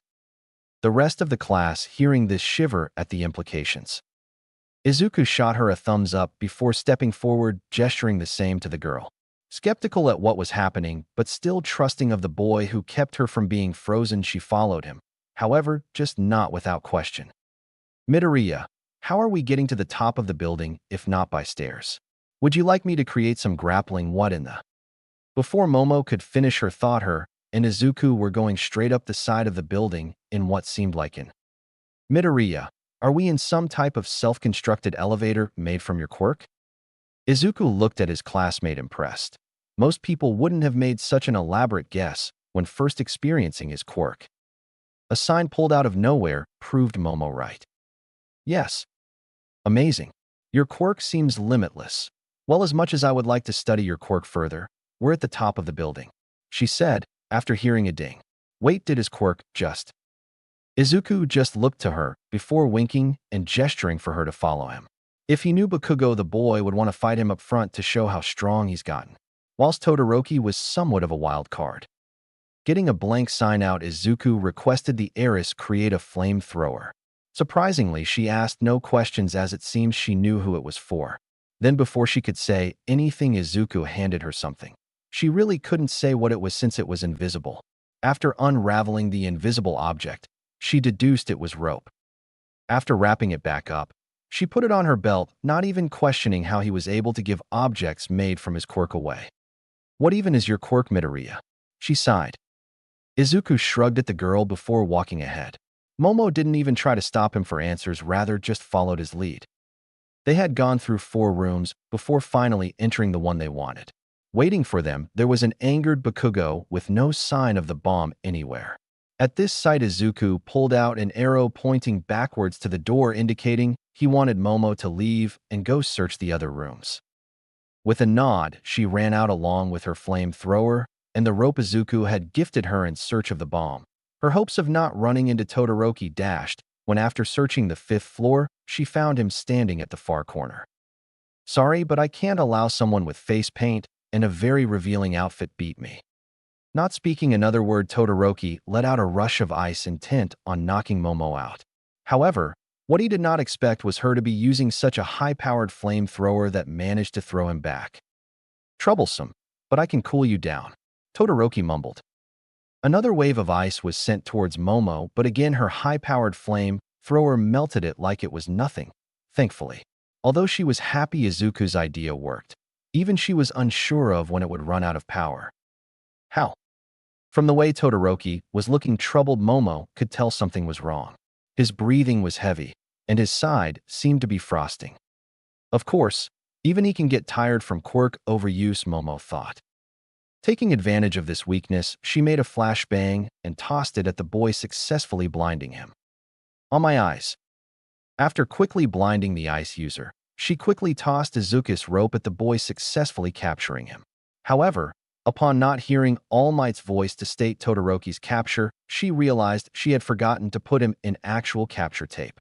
After securing the actual tape on and hearing All Might's voice over the intercom, she smiled, waiting for Izuku finish off Bakugo. Todoroki has been captured. Did Yamamo really just capture Todoroki with an invisible rope and a flamethrower? Jiro asked. Hell yes, she did. And it was DKU the Great's rope.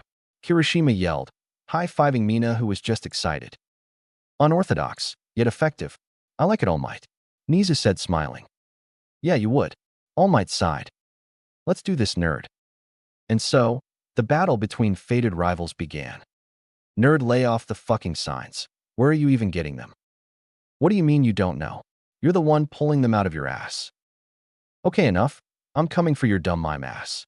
Bakugo yelled, soaring across the room thanks to his explosions. Deciding to take the fight serious, Izuku got in his Vegeta stance to activate One for All. Black and white lightning began to dance around him, his hair flying up as if he were an actual scion. Nerd, I don't know when you developed this super move, but it won't stop me from killing you. Really, All Might already? Niza mumbled. How? He thought of himself as Vegeta Super Saiyan mode. All Might chuckled. Niza stayed quiet for a few moments before he began to laugh, slowly turning into a cackle. Oh, this is going to be a fun year. The class behind them began to become even more scared of their principal. Oh, is Bakugo serious about killing Midoriya? Nizu asked, worried for the well-being of his most interesting student. No, they're just idiots. All Might shrugged. Izuku chuckled as he enhanced the wall he mimed, making it practically indestructible. Watching his rival slam into right before his eyes was almost enough to make Izuku laugh aloud, but of course he didn't. He merely mimed it. God damn mime, I think your wall broke my nose. Izuku looked offended that Bakugo would say such a thing, much to Bakugo's ire. Don't give me that look, you broke my nose. Bakugo yells, angry. By now his explosions had hit lethal if hit by them. Well, they would be lethal for Izuku if Bakugo could even touch him. All right then, Bakugo grins menacingly, blood running down his face. Gonna play dirty? That it, nerd? Well, guess what? I can play dirty. The aggravated blonde yells. Should we stop this, All Might, sir? Zero says, the menacing looks on his classmates' eyes mixed with his bloody face creeping him out. Nah, it's just getting to the good part, All Might says, eating popcorn. Izuku merely returns his yell with a smirk, knowing all too well that in the end Bakugo will lose. It's this exact thought that has him taking a rope and preparing it to toss at the blonde to capture him like he usually does. Tossing the rope at Bakugo, he smiles at the boy, waiting for it to make contact, only for his eyes to widen in surprise when Bakugo somehow dodges the invisible rope. Yet dipshit, I've endured, adapted, and learned from our past. You can't get me with that same trick again. Izuku stares at Bakugo in awe, only one thought running through his mind. He dodged invisible fucking rope before the other one shouts at him, shooting explosions at him. Of course it is exactly as the last time, and Izuku deflects it with a wall he mimed. Just gonna keep miming walls and boxes to keep me away, huh? Guess it's time for my ultimate move. Bakugo shouts, eyes gone feral. Izuku begins to eye his friend a bit warily, wondering what the boy could mean by that. His heart stopping when he sees his friend holding a picture only meant for Kendo's eyes. No. Oh yes. You see, you may have thought when you took this picture of yourself in your All Might boxers trying to flex while still wearing your mime face paint that no one was looking, but as it turns out your mom caught you and found what you were doing so funny that she couldn't help but take a pic to show to my mom, who in turn showed me. Bakugo cackled. Slowly Izuku fell to his knees. The embarrassment of what he had done for his girlfriend getting around to others weakened his resolve to fight. He was too worried that Bakugo might show it to his classmates and ruin his reputation as Deku the Mime. That's what does him in All Might deadpans. Oh my, I am loving your class more and more, All Might. Niza laughs. All Might, why is Bakugo showing Izuku a piece of paper and laughing like a madman, while Izuku slowly falls to the ground? Kaminari asks. As it turns out, the camera was turned at just the right angle for the class to miss what exactly Bakugo seems to be holding in his hand. Well, Kaminari, sometimes when fighting a villain, you'll find they use underhanded methods to defeat you, and right now is proof of that. Finally, I win. Bakugo cries before shoving an explosive hand at his friend's face, blowing him to the other side of the wall. Silently screaming, Izuku falls flat on his face, too weak to get up. No hope of winning against Bakugo while he has that picture. Did Deku just really get slammed into that wall by Bakugo's explosion and still mime a scream? Mina asks. Yes, young Ishido, yes he did. All Might sighs. Ho how? I don't know, young Ishido. All Might but sighs again. After Momo finished her fight with Todoroki, she figured there was no reason to stay with the ice user and went back to help her partner, who she figured already captured Bakugo. Little did she know her arrival would be the key to winning the battle. As she headed up towards the room where she last saw Bakugo and Midoriya, she nearly tripped over her own feet at hearing the words of her classmate from outside the room. She held back her laughter at hearing about Midoriya sending such a lewd picture to his girlfriend, knowing that at this moment the element of surprise would prove who was victorious this round. Izuku still laid on the floor powerless against Bakugo, who was still monologuing like a true villain.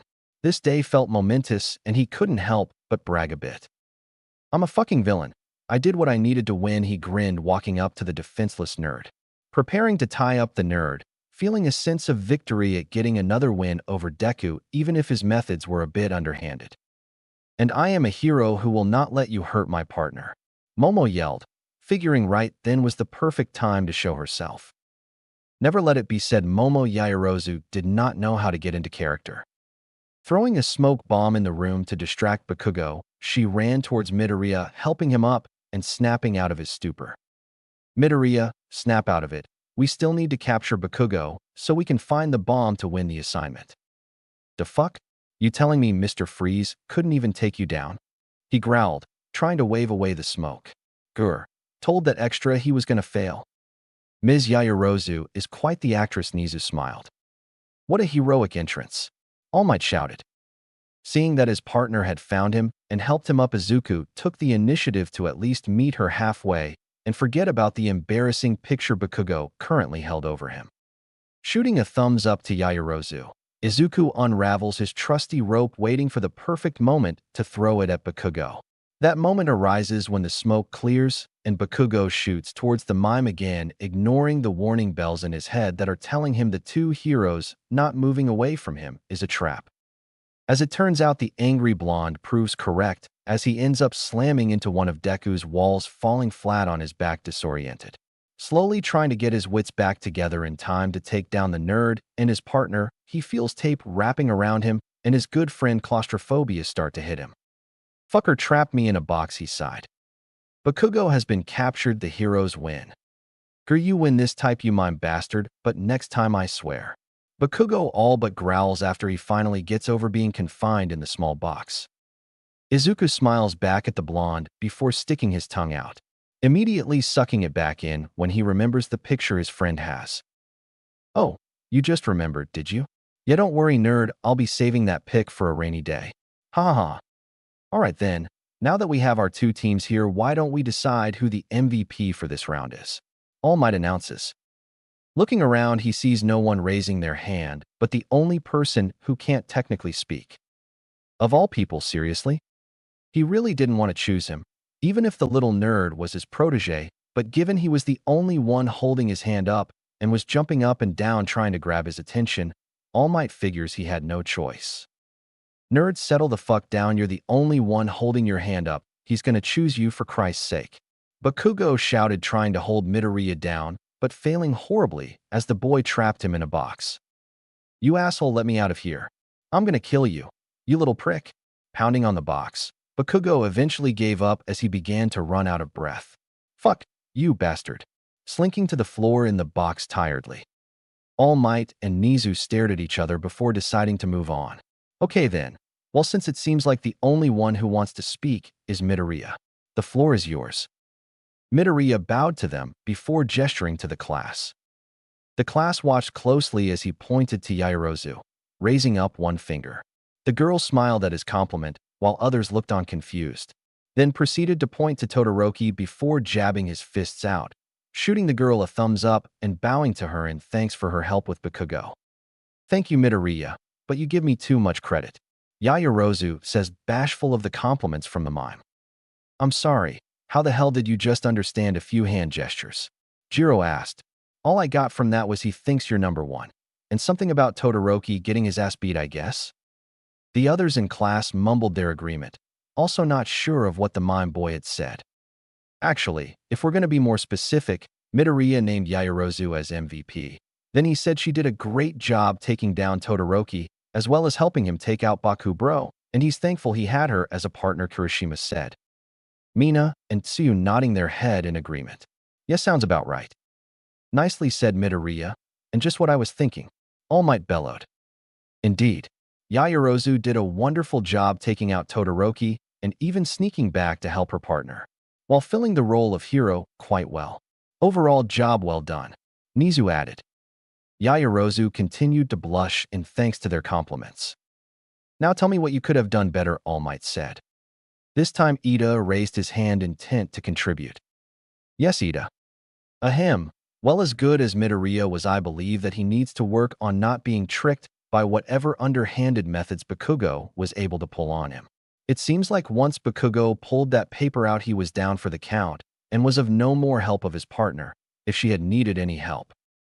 Midoriya sat in the corner of the room while Yaoyorozu consoled him on what she considered a job well done. No, Ida was a bit too harsh on his assessment. I think you did wonderfully, Izuku. Really? No, not at all. We just need to work on your skills for being blackmailed. But otherwise you were a big help. Nice job, Ida. You made the mime sad. Kirishima scolded. But what?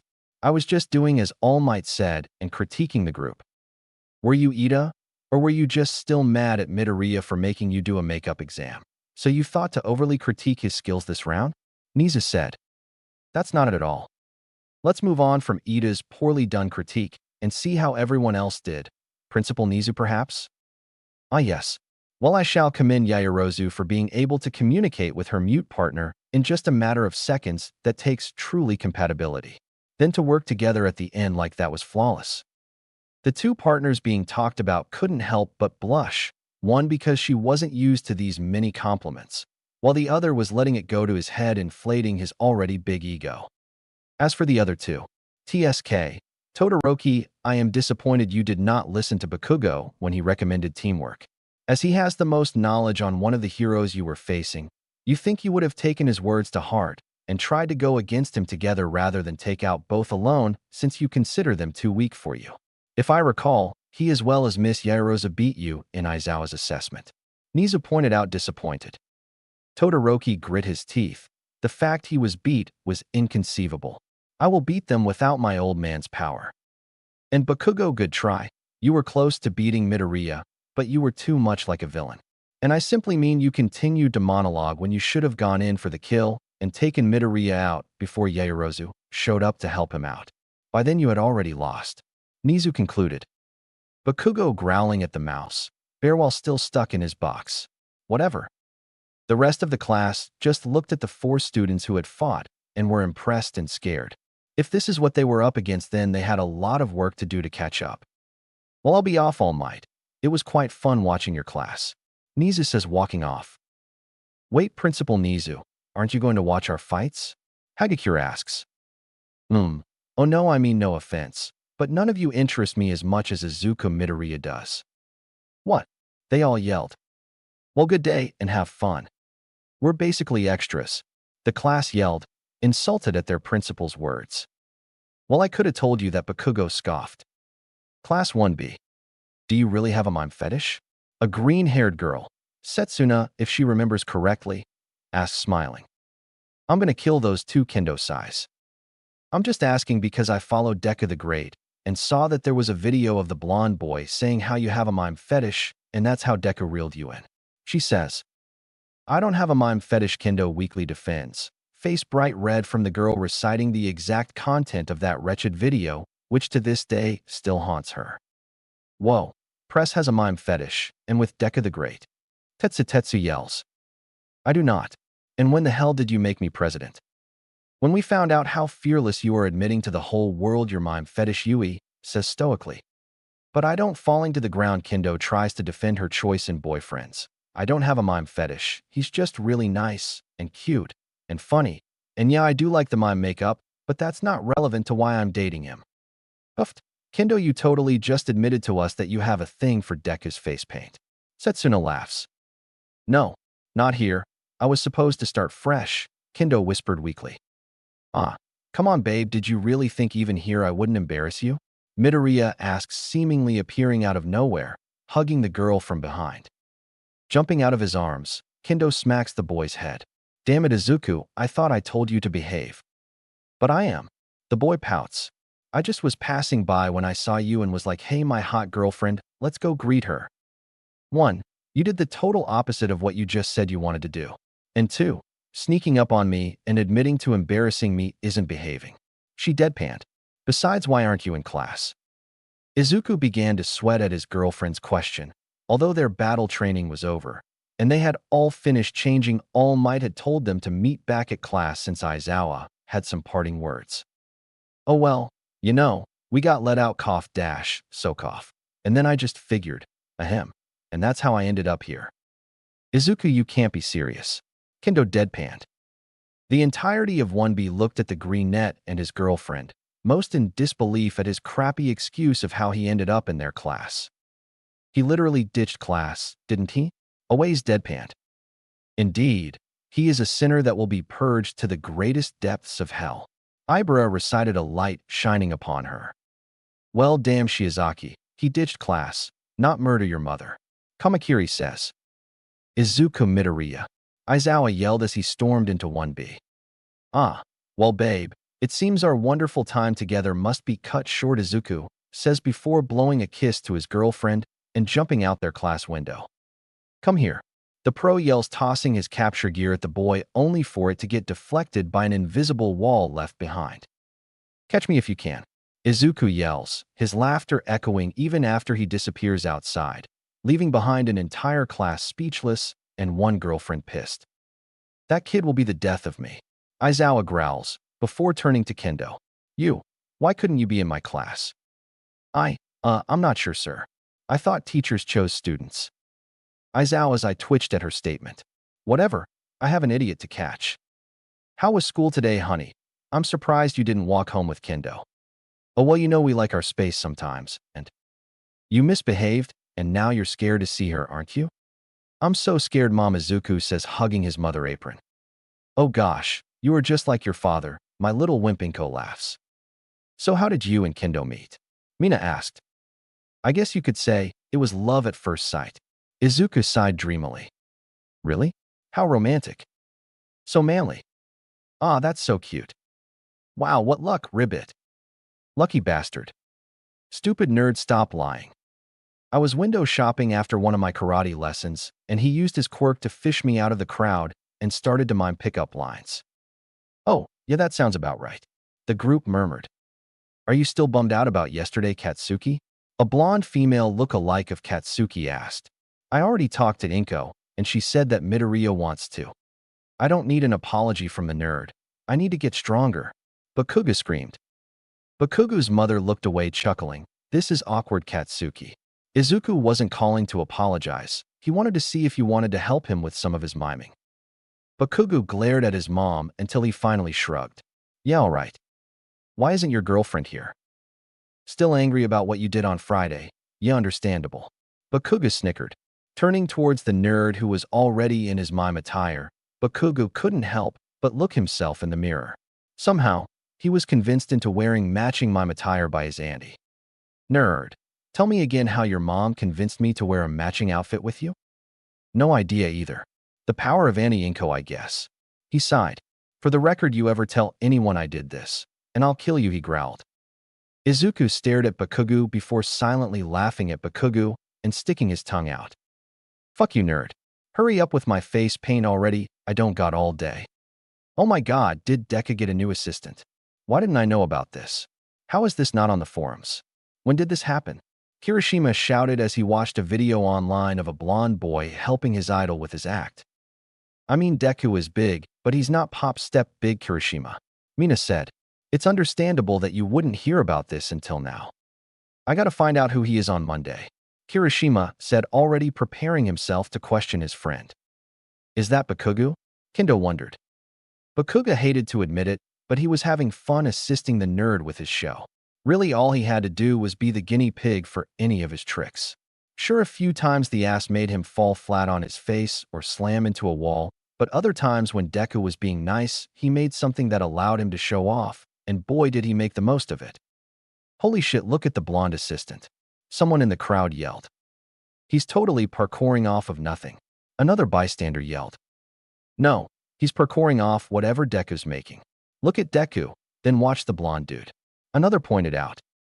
The entire crowd did as the man said, and watched as Deku moved his arm in a consistent manner, then going back to Bakugo, they saw how every time Deku moved so too would the boy parkour from that direction. Occasionally, they watched as the blonde would add in small explosions propelling him higher, landing safely on an invisible platform to jump off. Amazing, they're so in sync with each other. At the end of the show, both mimes got a standing ovation, many wishing to know the name of Deku's new assistant. Izuku looked to Bakugo nervously. While he had asked the Bakugo to come with him for a performance, he had never given it much thought to give the boy a name. Now he wishes he had thought this out more. Explosion Boy. I'm called Explosion Boy, Bakugo growled.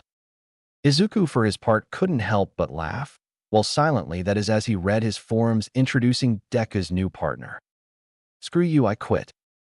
Ain't gonna work on me, Deku. Go get your girlfriend. I'm not taking that stupid name. Bakugo says, walking off. Izuku shrugs at his friend before looking through who his next option is, eyes shining at his next option. The next day, Izuku felt like today was going to be a great day. So far, he hasn't gotten into any trouble with anyone for anything he's done at school. Izuku, what's this I hear about you jumping out of a window from the second floor of school so you could evade your homeroom teacher while you skipped class to visit your girlfriend? Inko yelled from the kitchen. Izuku paled at his mother's words. How did she find out about what happened so fast? Izuku, your homeroom teacher called and told me 10 minutes ago.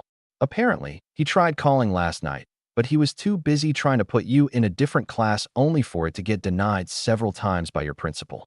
Inko deadpanned. By now, Izuku wondered if his mother could read his mind, because how else could she have been able to answer his questions? Bakugo's mom is a MILF. Izuku, I can't read your mind, and even if I could I wouldn't, because I'm sure the only thing going through your head is how Bakugo's mom is a MILF. Inko smirked. Bakugo couldn't help the shiver that ran down his back as he ate cereal. Somewhere, someone was thinking something inappropriate about the old hag. I bet it's that fucking nerd. Sorcery, Izuku yelled before running out of his apartment. At least he tried. He forgot his mom had a similar quirk to him and stopped him mid-run, pulling him back to her. Attraction of stupid people is a pretty useful quirk, don't you think, Izuku? Says you. Izuku pouted. After getting a very long lecture about how she didn't want to get any more phone calls from her teacher regarding his shenanigans, Izuku was finally on his way to pick up Itsuka. As he entered the dojo of his favorite person, he saw her father about to say goodbye to her. However, as soon as the dojo master made eye contact with the mime, his eyes began to shine with mischief in them. Itsuka looked to her dad, who was already widening his arms for a hug, which was confusing given he had already hugged her. It wasn't until she had turned her head and saw who was coming in that her shoulders began to sag, and a small smile began to come on her face. Already she began to dread how embarrassing the two were going to be. Mimey, Kenta yelled, heading towards the annoying greenette for a hug. Kenta, Izuku shouted back, already meeting the man halfway. Mimey. Kenta. Me. Enough, Itsuka yelled, rubbing her temples to ease the headache she was feeling. Looking to the two men frozen mid-hug, she quickly ripped Izuku away and began pulling him away by his collar from the dojo. Come on, we have to get to school, she sighed. But, Izuku, don't make me take away your face paint. Izuku nodded nervously so as not to incur his girlfriend's wrath. The dojo master laughing at his daughter's boyfriend as he was dragged out of his building. Heh, mommy got in trouble. Midori is starting to rub off on you, don't you think, sensei? Jean asked. Shut up. Izuku and Itsuka were halfway to the entrance of school when they were met a few classmates from 1A and 1B. Setsuna, Tetsu. What's up? Nothing, just heading to school. What's up, Kakin? Want to get your ass beat again? Izuku grinned. I will kill you, fucker. Bakugo yelled, chasing after the freckled-faced boy. I mean, your boyfriend just seems. I know. Kendo sighed. By the time the others caught up with Izuku and Bakugo, the two were being bombarded by reporters. Well, they would have been had Izuku not created stairs for himself and the others to begin climbing in order to ignore the rabid adults. Huh, screw you, lame OS. What the? How the hell did the kid do that? Aizawa had barely made it to the front of UA to witness his biggest problem child walking above a bunch of reporters, with Bakugo flipping them off. For fuck's sake. After escaping the reporters, they split ways inside the school with many protests from Izuku, who was forced by Itsuka to go to his class, only after she promised to meet back up with him at lunch. Swear it. Izuku pouted. Yes, Izuku, I swear it, Itsuka sighed, her words seeming to satisfy the mime boy because he left after that with a smile on his face. You two are cute together. Setsuna cooed, her head popping up out of nowhere. Shit, Setsuna. Kendo grabbed her chest to regulate her breathing. The green-haired girl caught her off guard when just her head had shown up out of nowhere, but then again, this wasn't as bad as the stuff Izuku pulls with her. This is going to be one fun year. Kendo sighed. So, do you like him better with the face paint on or off? Setsuna. Izuku had finally got to his class when everyone began swarming him. Or at least they tried to. Before anyone could get to him, a gruff voice was heard throughout the room, silencing them. Izuku was fine with this because he had better things to do, like come up with a name for Bakugo when he performs with him. Everyone sit down and be quiet. Aizawa had walked into the classroom, immediately zoning in on Izuku, who didn't seem to notice the pro hero was looking at him, or rather was glaring daggers at him. Apparently, he didn't forgive him for yesterday's stunt. Teach you ain't gonna get a reaction from the nerd, so get on with whatever you were gonna say, Bakugo scoffed. This only annoyed Aizawa more, but despite how annoying the kid was, he had to agree with Nizu.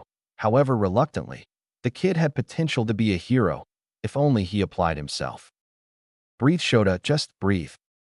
After another minute of nothing happening, Aizawa counted to 10 and exhaled. Fine, first I'll go over the battle practice.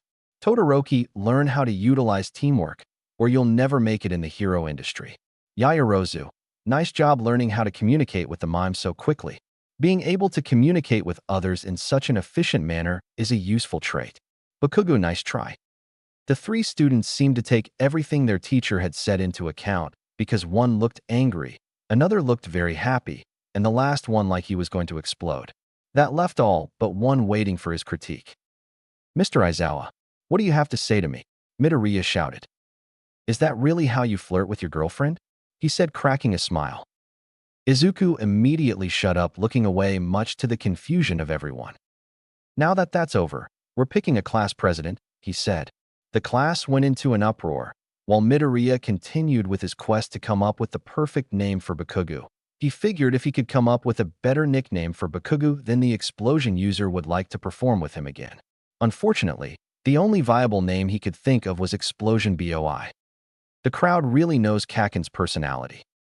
TCH, anywhere else being class president would be a shit job, Deku, but at a hero school, like UA, no doubt it won't prove useful later for our superhero car. Are you even listening, you piece of shit? Izuku looked up to see Bakugo foaming at the mouth at him. Were you saying something, Kakin? Bakugo looked to the green-haired bastard and looked away. Pay attention, nerd. He sighed. I want to do it. Let me do it. Ashido said. I'm too fabulous to not be the right fit, Aoyama said. Would you all please act with some decency? Ida shouted. The position of class president is a sacred position that thrusts the well-being of your peers directly upon your shoulders. It's not something you deserve to get just by raising your hand and hoping that someone picks on you. Izuku finally looked up from what he was writing once he heard the loud boy with glasses shouting, President? Ida said all of that while raising his own hand. Little hard to find your speech convincing with your own hand raised. Jiro drawled. Obviously, the only true way of solving this is to put it to a vote. That's a terrible idea, man. We've been here for 2 days. There's no way anyone's going to care about someone enough to not vote for themselves, Kirishima said. Just cack and vote for me for president, and I'll vote for you, Izuku whispered. What the fuck will that do for us?